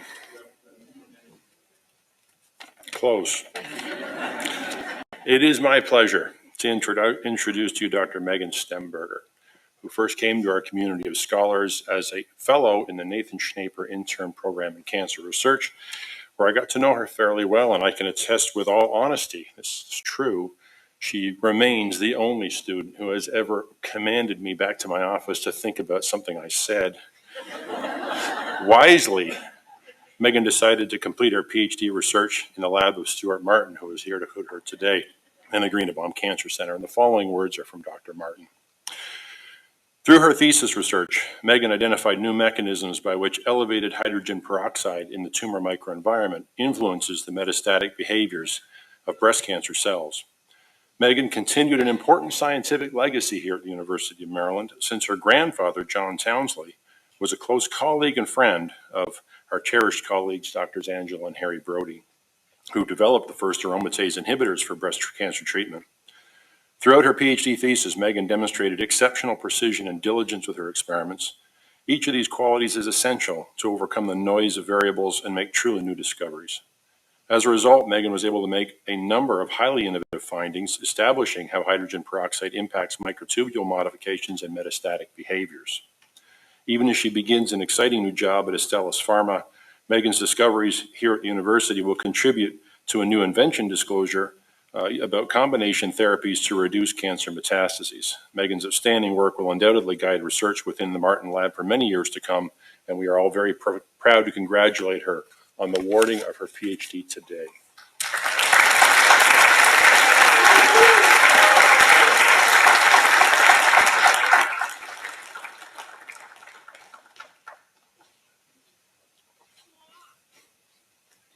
I welcome Vice Dean Dr. Jim Caper, James and Carol Frankel, Distinguished Dean's Professor and Chair, Department of Microbiology and Immunology in the School of Medicine.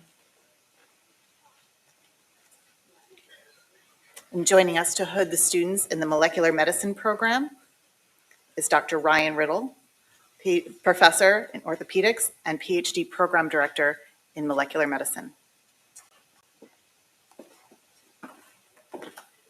Good afternoon. It's my pleasure to introduce Dr. Mackenzie Mole, who was mentored and will be hooded by Dr. Stuart Martin.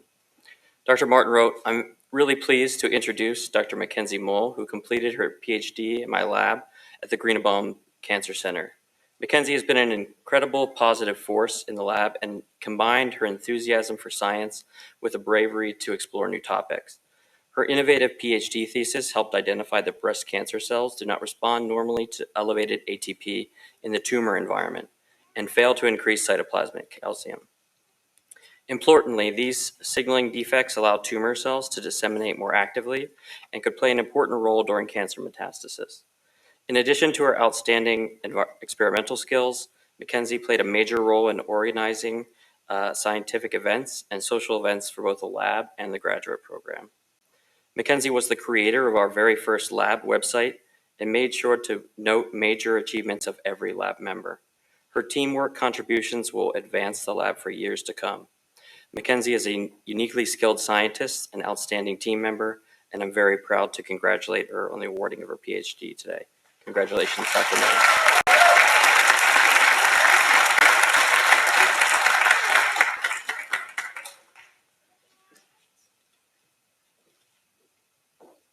It's my pleasure to introduce Dr. Kanwal Mahmood Hamid, who is mentored and will be hooded by Dr. Ashkan Ahmadi. Dr. Ahmadi wrote, "Kanwal received her Bachelor's of Arts degree in Biological Sciences and minored in Psychology. She then received her Master's of Science degree in Tumor Biology from Georgetown University, working on preclinical gastric cancer models. Kanwal is the first person in her family to complete a PhD degree. She's presented her thesis work here at UMB, nationally at ASH and AACR, and internationally at the Global Hematology Meeting. She's won multiple awards on her thesis project, including Outstanding Oral and Poster Presentation Award and Graduate Translational Research Award. She has a pending patent on her thesis work. In addition to 9 abstracts, Kanwal has co-authored 3 publications with 2 additional publications in review.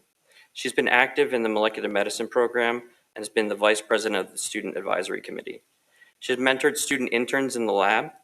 Personally, it's been a pleasure to have her in the lab. For her future career, she was accepted into a prestigious postdoctoral medical affairs fellowship at AbbVie and will be moving to Chicago. Congratulations, Dr. Hamid."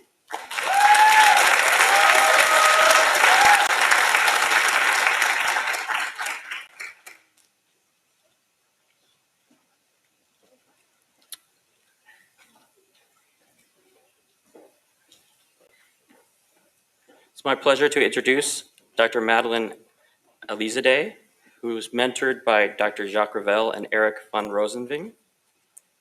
Her mentors wrote, "Maddie was truly an exemplary graduate student. Her dedication and enthusiasm for her research was evident in her remarkable achievements. With over 20 publications, some of which are in high-ranked journals, she has made significant contributions to her field. Her ability to work independently and take charge of every aspect of her research, from designing and implementing complex clinical studies to generating genomics data and performing statistical modeling, is truly impressive. Maddie's commitment to her research has not gone unnoticed, as evidenced by the numerous awards she's received, from the GPEL's PhD Scholar Award to the University System Maryland Board of Regents Award for Excellence in Academics, Scholarship, and Research, and the Crohn and Colitis Congress Young Investigator Award.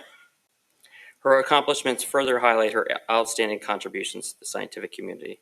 What sets Maddie apart is not just her academic achievements, but also her positive attitude and infectious enthusiasm.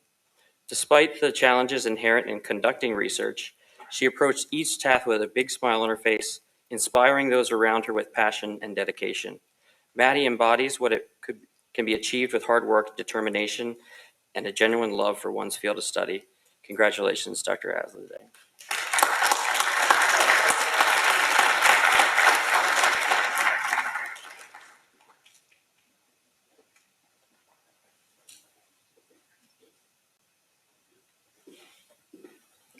It's my pleasure to introduce Dr. Brittany Hazard, mentored and hooded by Dr. David Sayre.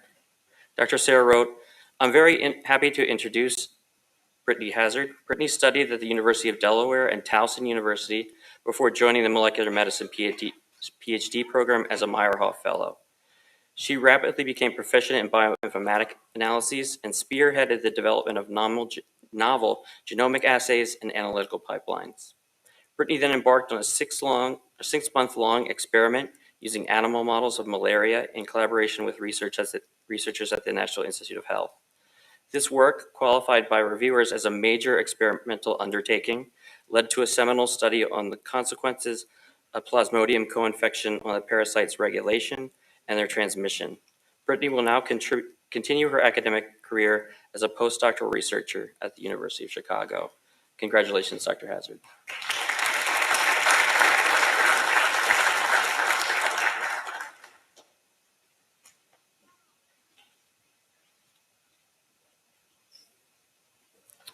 It's my pleasure to introduce Dr. Tiara Johnson, mentored and hooded by Dr. Tony Antalis. Dr. Antalis wrote, "It's my pleasure to introduce Tiara Johnson. Tiara's research focused on mechanisms involved in the resolution of deep vein thrombosis, or DVT.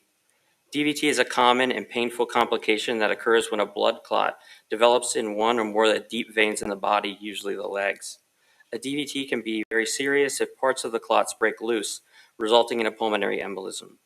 Tiara's research uncovered a novel mechanism involving the plasminogen activated inhibitor 2 that can be exploited in therapies to accelerate DVT resolution and improve patient outcomes. Tiara has been highly productive with 7 publications and 2 manuscripts in preparation, and has received multiple awards at national conferences.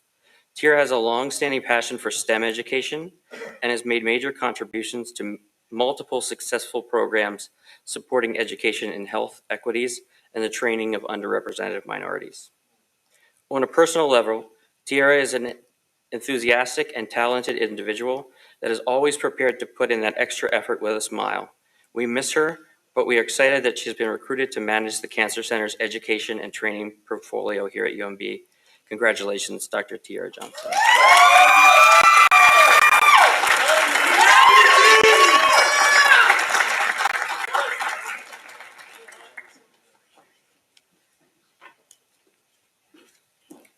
It's my pleasure to introduce Dr. Kayla Noland, mentored and hooded by Dr. Robert Block. Dr. Block wrote, it's a pleasure to introduce Kayla Noland. As an undergraduate at Barrera College, Dr. Noland majored in mathematics, but switched to biology because she says in math there's always an answer, but in biology there might not be. Her research focused on an unusual protein, mucrystalline, to understand its role in muscle health. She studied mice with high mucrystalline levels in muscle, like 15% of the human population. She expected these mice to metabolize fat better than normal, and tested this by feeding them a high-fat diet. Surprisingly, she found that the mice didn't lose fat. Instead, they lost muscle. They atrophied.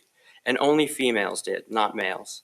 She concluded that mucrystalline regulates muscle health in a sex and diet-dependent way by influencing protein, not fat metabolism. Her results could be important in designing diets for obesity and other conditions in individuals with high levels of muscle mucrystalline. University-wide, Kayla has served as Vice President of the Student Government, on the University Strategic Planning Committee, on the COVID Advisory Group, and in student recruitment and community engagement.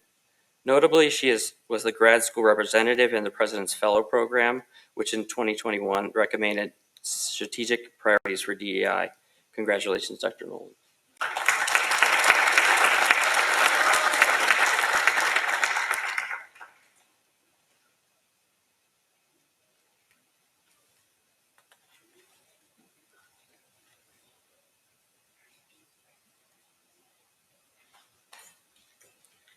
It's my pleasure to introduce Dr. Andrea Joy Romanowski, mentored and hooded by Dr. Alexandros Papalopoulos. Dr. Papalopoulos wrote, "Born and raised by Gillette Stadium and the Cranberry Box of Foxborough, Massachusetts, Dr. Andrea Romanowski became the first brave graduate student to join the Paul Lab and take on the challenge of genome editing the embryonic brain. Today, she graduates as a world pioneer in experimental CRISPR technologies, while also being an expert artisan in vitria, the ancient art of stained glass. It is this unique combination of skills that caught the attention of the National Institute of Health, where Dr. Romanowski has been recruited to apply her expertise in understanding the neurodevelopment substrates of mental health. We are all very proud to see the wonderful achievements that are in your future. Congratulations, Dr. Romanowski.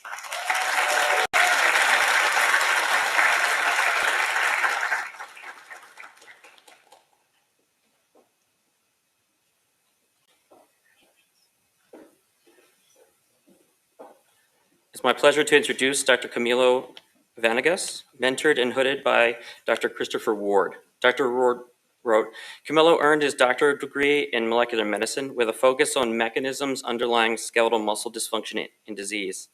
In addition to his contributions to 5 research publications across several groups, Camilo was an active participant in university leadership and entrepreneurial programs, most notably as a fellow in the President's Student Leadership Institute and as a GRID ambassador. Camilo is now working to meld his scientific and entrepreneurial training into a career in venture capital funding in the biotechnology space."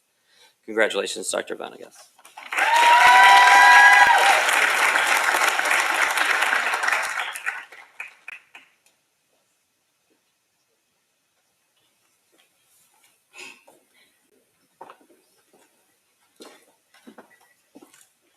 Coming to the stage now to hood the graduates from the Molecular Microbiology and Immunology program is Dr. Eileen Berry, Professor, Medicine, and PhD Program Director for Molecular Microbiology and Immunology. It's my pleasure to introduce Dr. Edward So, who was mentored by Dr. Scott Strom and co-mentored by Dr. Martin Flanick, who will hood him today.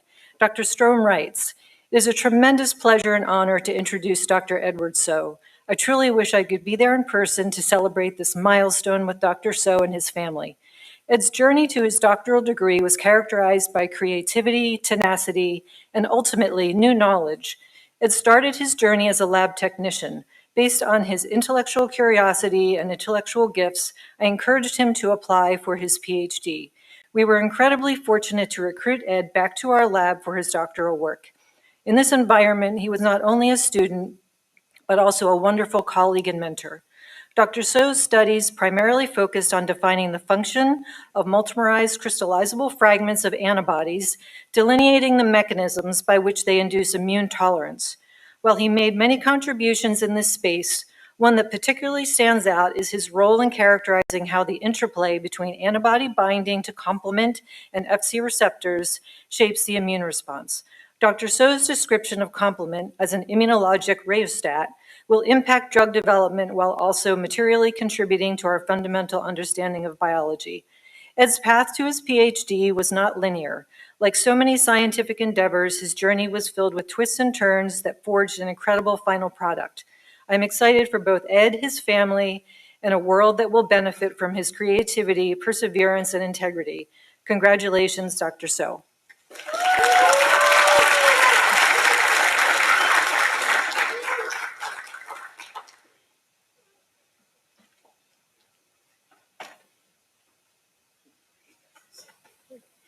It's my pleasure to introduce Dr. Adrian Camboris, who was mentored and hooded by Dr. Alan Cross. Dr. Cross writes, Adrian is a most remarkable student. She received her undergraduate degree after serving in the military for 13 years, including overseas deployments. In the military, she received many awards and held multiple leadership positions. Then, having started a family, she decided not only to go to medical school, but to get a PhD as well, all while being a devoted and highly involved mother to 3 middle school children. Through her military experience, Adrian became interested in burn injury. Consequently, for her PhD, she studied the effect of burn injury on the immune system. Adrian spent many nights in the animal room, followed by long days at the bench, and pioneered the use of a new technology for the study of gene expression. During her PhD studies, she had 4 publications, highlighted by her first author publication in a prestigious journal and receipt of a top poster award for this work at the annual MD-PhD Student National Conference last year. In her spare time, she volunteered in a program that mentored inner-city at-risk youth and serves on the executive team for her church. Adrian will complete her remarkable journey by pursuing surgical training so she can treat patients with burn injury. Congratulations, Adrian.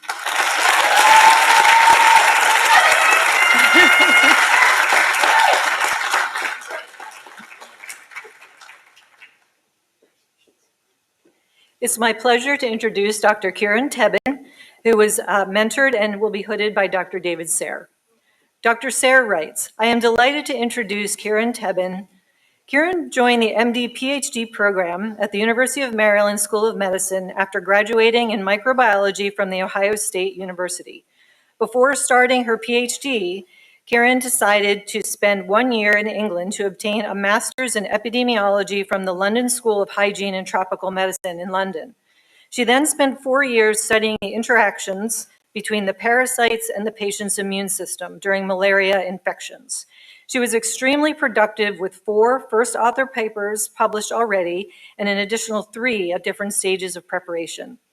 She presented her findings at 9 national and international conferences and significantly contributed to the training in bioinformatics and genomics of several students, including collaborators in Mali and in Cambodia, where she spent 1 month teaching state-of-the-art genomic approaches. Congratulations, Dr. Tebben.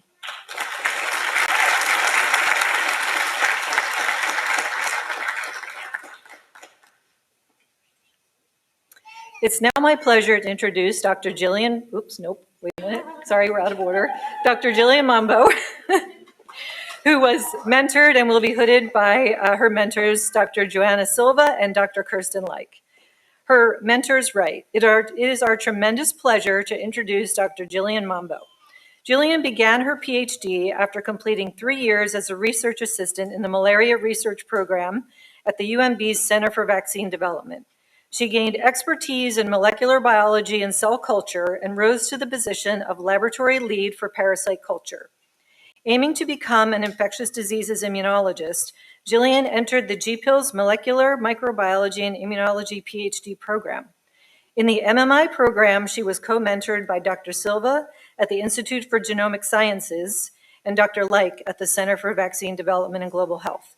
She learned to handle PBMCs, generate and analyze transcriptomics and flow cytometry data, and led the implementation of novel, state-of-the-art, single-cell-based immunotranscriptomic techniques in the lab. Her thesis work on immunotranscriptomics of malaria infection in Malian children cohorts has already generated 2 main manuscripts. Her first manuscript, published in Frontiers in Immunology last year, won the award for Best Omics Paper of 2023 by an IGS student trainee. Jillian just started her first job as a systems immunologist at Immuni, a biotech company in New York City, where she plans to further hone her bioinformatics and immunological skills. Congratulations, Dr. Mambo.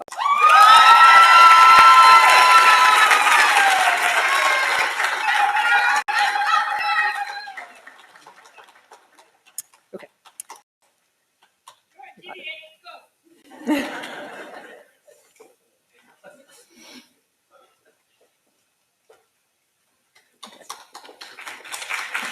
It's my pleasure to now introduce Dr. Jacqueline Joy Lasola. who was mentored by Drs. Ryan Pearson and Anthony Kim. She'll be hooded by her mentor, Dr. Pearson, who writes, Dr. Jacqueline Joy Martin Lasola is a dual MD PhD graduate who pursued her doctoral work in the laboratory of Dr. Ryan Pearson. Her research focused on investigating the mechanisms of anti-inflammatory immunomodulation of nanoparticles for the treatment of severe inflammation and sepsis. Her remarkable contributions resulted in the publication of multiple first author and co-author manuscripts and several awards and presentations. Her outstanding demeanor in the lab and dedication to teaching and training have left an indelible mark on the lab. I wish her all the best in her future endeavors. Congratulations, Dr. Lasola.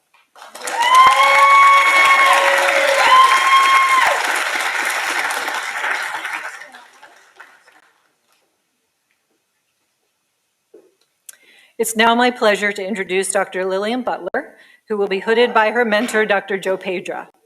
Dr. Pedra writes, Dr. Butler's thesis was on the topic of vector-borne diseases. Her doctoral work helped to characterize how extracellular vesicles in ticks, which carry anti-inflammatory proteins and enable pathogen transmission to mammals, are formed. In this context, she characterized an important protein from ticks, RAB27, that affects microbial pathogenesis and ectoparasite survival. Dr. Butler has given several scientific lectures during her training and secured funding from the National Institutes of Health as an F31 fellow.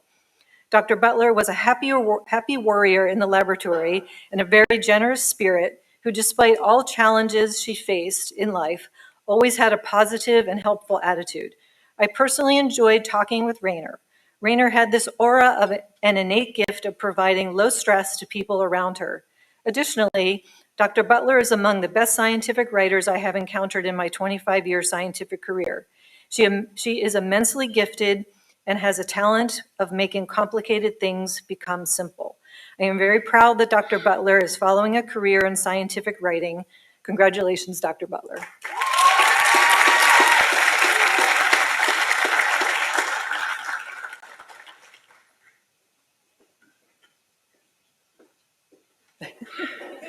Whoa.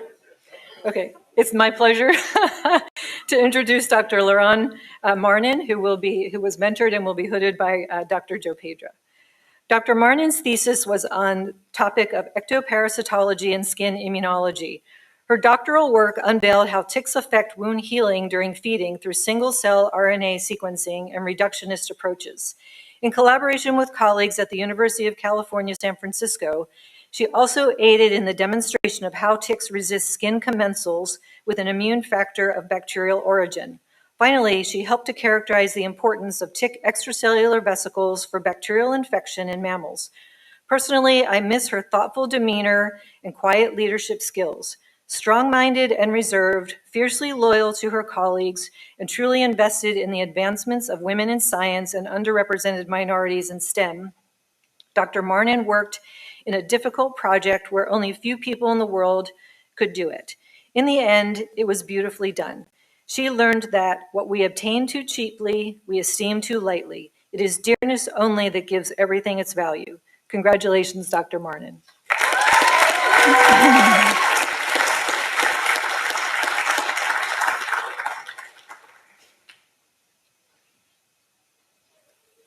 It's now my pleasure to introduce Dr. Gideon Wolfe, who was mentored by Drs. Neville Singh and Daniel Dueck and will be hooded by Dr. Singh. His mentors write, Dr. Gideon Wolfe graduated from Columbia University in 2014 and performed 2 years of research at the National Institute of Health before joining the University of Maryland for his MD PhD dual degree. After medical school year 2, he joined the laboratory of Dr. Neville Singh in the Department of Microbiology and Immunology for his graduate research. Here, Dr. Wolfe studied how our immune systems are optimally activated to fight pathogenic infections.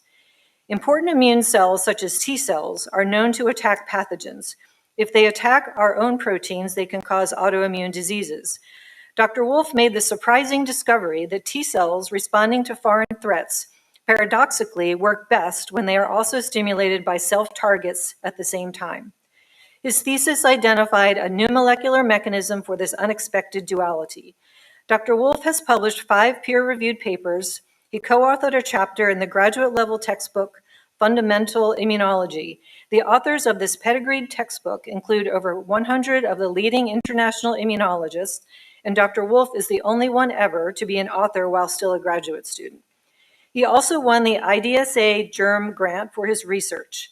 As a dual graduate, Dr. Gideon Wolf joins the UMD Internal Medicine Pediatrics Department for his residency. Congratulations, Dr. Wolf.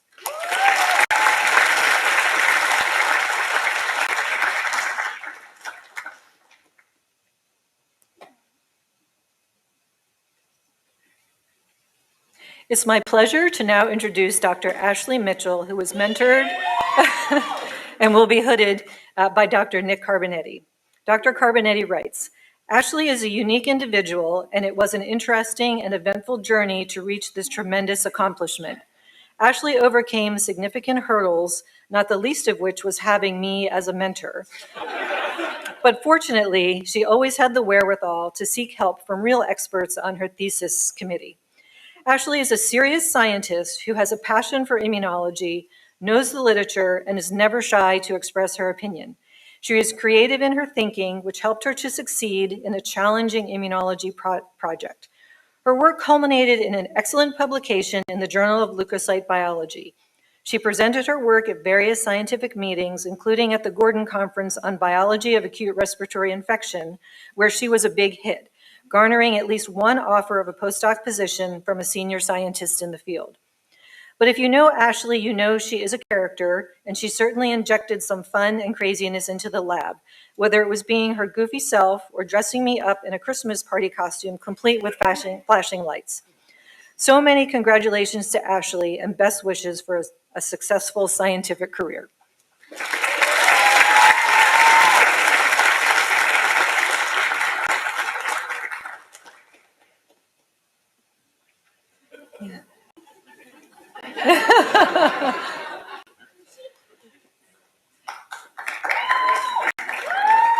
It's my pleasure to introduce Dr. Casey Hofstetter, who was mentored by Dr. Bob Ernst and will be hooded by Dr. Ernst. Dr. Ernst writes, I am pleased to introduce Dr. Casey Hofstetter, PhD. Casey is an MSTP graduate student in the Molecular Microbiology and Immunology program who joined my lab in the Department of Microbial Pathogenesis in the School of Dentistry in 2020. The focus of his dissertation studies was to identify Pseudomonas aeruginosa lipid A structural diversity during chronic lung infection of people with cystic fibrosis and diffuse panbronchiolitis. His thesis research resulted in seminal discoveries that clearly identified that Pseudomonas aeruginosa expresses altered lipid A structures exclusively during the chronic lung infection as a way to modulate the host immune response. To date, Casey's research has resulted in 9 peer-reviewed manuscripts, in addition to 2 case-based manuscripts with clinicians in the School of Medicine. And he has been recognized by the following awards: the Cystic Fibrosis Foundation Student Traineeship Grant, multiple travel awards, and Casey was a trainee on 2 UMB T32 grants. Lastly, Casey was an exceptionally talented graduate student, and I believe that he will have a bright future as an independent physician scientist in whatever field he chooses for his future endeavors. Congratulations, Casey.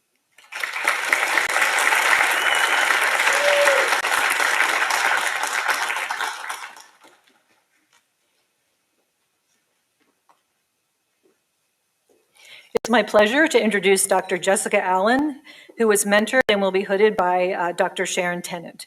Dr. Tennant writes, I am pleased to introduce Dr. Jessica Allen. Jess decided to complete her PhD research in the Center for Vaccine Development and Global Health, first in the laboratory of Dr. Rafi Simon, and following his departure to Pfizer, she joined the laboratory of Dr. Sharon Tennant. She knew that she wanted to perform translational research and wanted to learn immunological techniques. As such, she developed a research project that focused on understanding immune responses elicited by live salmonella vaccine in the context of aging.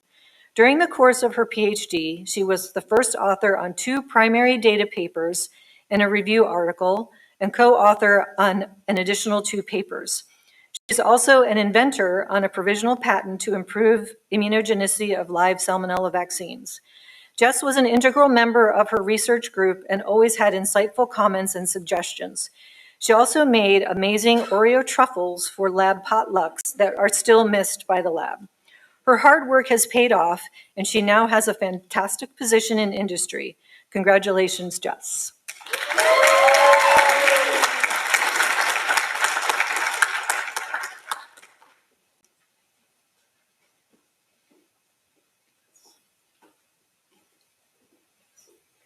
It's my pleasure now to introduce Dr. Alexandra Soare, who was mentored by Dr. Vincent Bruno and is hooded today by Dr. Tanya Webb. Dr. Bruno writes, I am pleased to introduce Alexandra Soare. Alex started her academic journey studying international and global studies at Sewanee University of the South.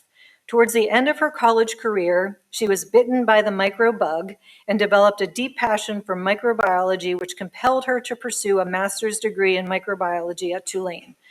From the very first time I met Alex as a PhD student, she stood out from the other students with her insightful questions and comments and her obvious passion for science.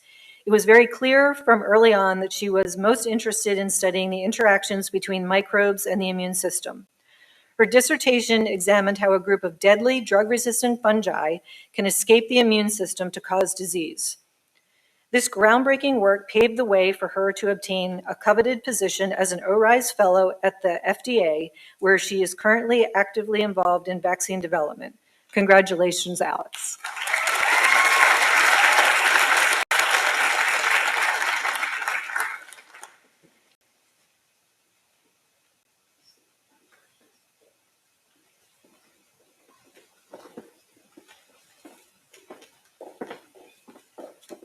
Coming to the stage to hood the graduates in the program in neuroscience is Dr. Donna Kalu and Dr. Jessica Mung.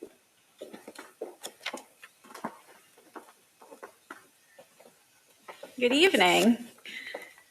It's my privilege to introduce our program in neuroscience PhD graduates. First, Dr. Sydney Ashton, who will be hooded by her mentor, Dr. Peg McCarthy, who notes that Dr. Ashton began her career with passion and verve, studying steroid hormone receptors in the red garter snake as an undergraduate at James Madison University. She brought the same energy and passion to her graduate studies here in the program in neuroscience, engaging in a multifaceted set of studies on the neural underpinnings of mammalian behavior. She is particularly interested in juvenile social play behavior, how it is motivated, how it differs in males and females, and how it matters. She wove this interest into a longitudinal study of laboratory rats that included 148 variables quantified across 12 months, allowing her to assess animals' quote, personality, and how that was influenced by early life experiences. Dr. Ashton was a visiting neuroscience fellow at the University of Maryland, College Park, a leader in student government, including president of the GSA, and a valued colleague and collaborator to many. She has published a first author manuscript in the Journal of Neuroscience, co-authored many more, and has at least 2 additional manuscripts worth of data baking in the oven. Congratulations, Dr. Ashton. Your star is rising fast.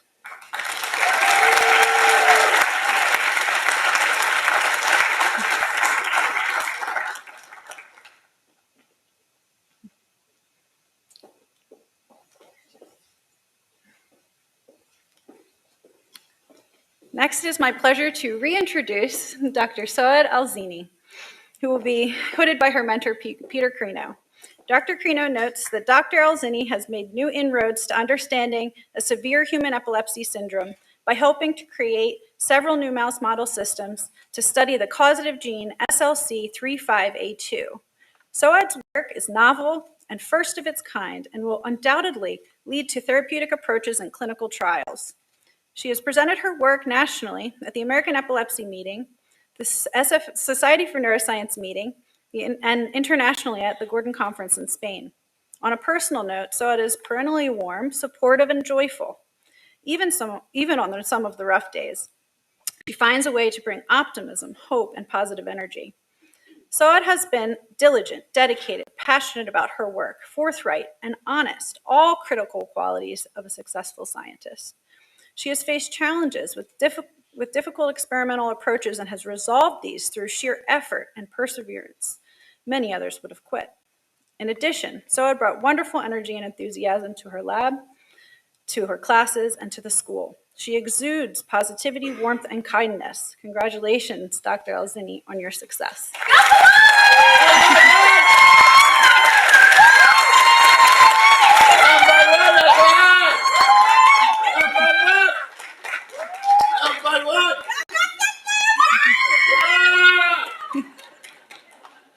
I'd like to take just a moment to acknowledge a student attending remotely today, Dr. Roxy Kondefo-Sholovan, who was mentored by Luana Koloka. She notes that Roxy demonstrated an outstanding dedication to science and research throughout her journey as a PhD student.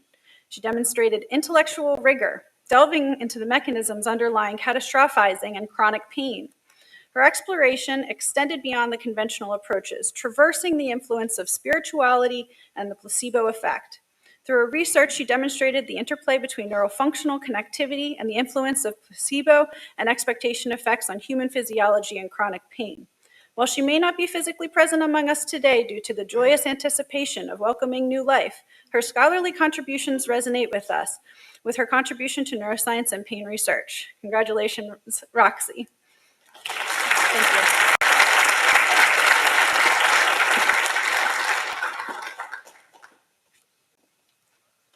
Coming to the podium now to hood the inaugural class of graduates from the Health Professions Education Program is Dr. Violet Kulo, PhD, Associate Professor in the Graduate School and PhD Program Director. And joining her to hood those graduates is Dean of the Graduate School, Dr. Kenneth Wong.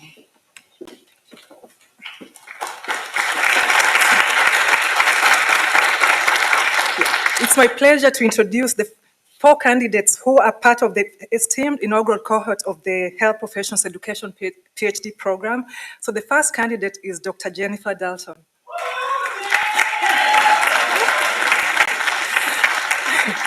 Who will be hooded by Dr. Karen Goddess, her mentor. So Dr. Goddess writes, I'm pleased to introduce Dr. Jennifer Dalton. Dr. Dalton has demonstrated a long-standing commitment to excellence in nursing education, earning a healthcare simulation educator certification and an academic nurse educator certification before earning her PhD in health professions education. Her dissertation work on exploring the impact of simulation-based ethical education on pre-licensure nursing students' level of moral distress will have great significance in guiding educational training to ensure the well-being of graduates entering the nursing profession. Dr. Dalton is a person of unparalleled grit and perseverance who has focused her internal drive on creating a better learning environment in nursing education. It was an honor to have the opportunity to collaborate with her on her HPE journey, and I look forward to the mark she will leave on the profession. Congratulations.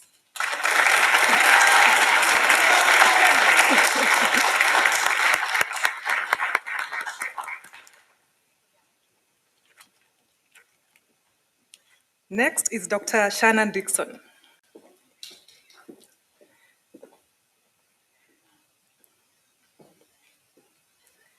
I'm pleased to introduce Dr. Shannon Dixon. Dr. Dixon was part of the esteemed inaugural cohort of the Health Professions Education PhD program. For her dissertation, Shannon was very passionate about exploring how genetic counseling program directors learn how to teach, a topic that addresses the very essence of the Health Professions Education program.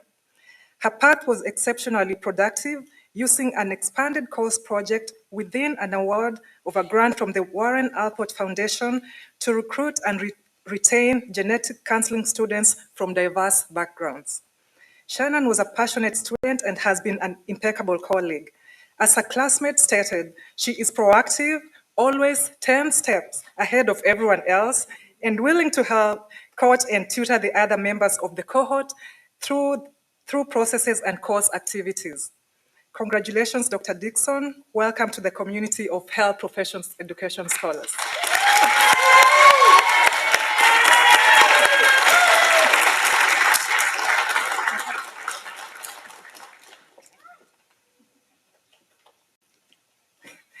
Next, it's Dr. Kara Felter.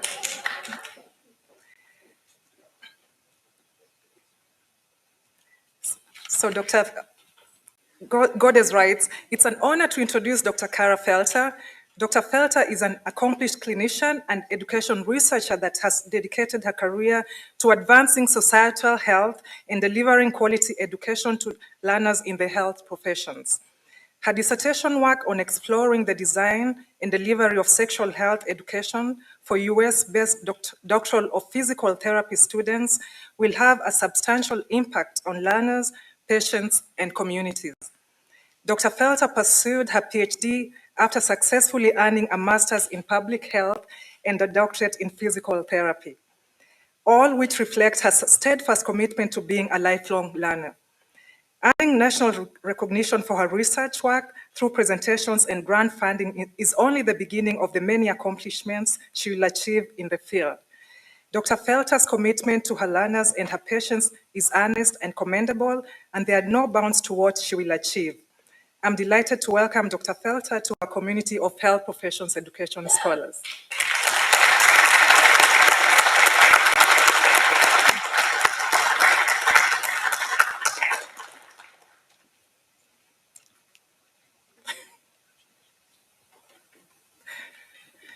Last but not least, who I'll be hooding is Dr. Hilary Ann Edwards.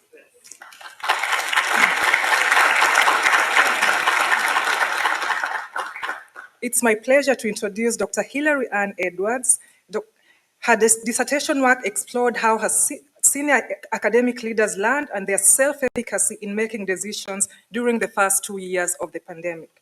From the very beginning, Hilary was diligent. While collecting data and writing up her dissertation, as if this was not busy enough, she submitted a proposal and received federal funding to support 3 years of summer roundtable series titled Addressing Systemic and Structural Racism to Improve Safety, Quality, and Trustworthiness in the Health Delivery System. Dr. Edwards was named the qualitative analysis queen by her classmates, and she was always willing to support them where she could. I'm delighted to welcome Dr. Edwards into the community of health education scholars. Congratulations.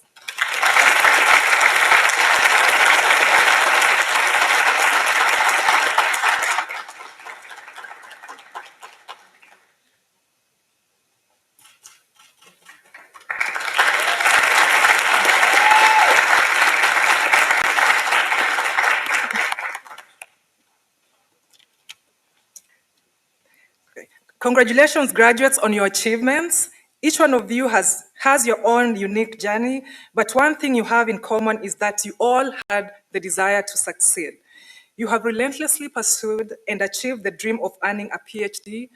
We are proud of you for making it through this challenging but very rewarding journey. So I have 2 wishes for you today. Believe that nothing is impossible and be persistent in the pursuit of your goals. Okay, so spring 2024 graduates will be mailed diplomas. Then this concludes the hooding ceremony, but not the festivities. Everyone is invited to join us for a reception in the atrium outside of this auditorium. Again, congratulations to all of the candidates on your tremendous accomplishments. So,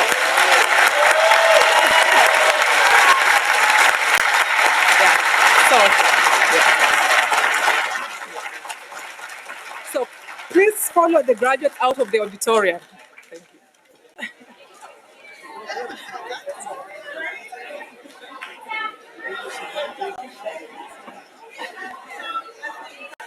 I was trying to figure out how to get to my water, but it was under the podium. Severe coughing coming on.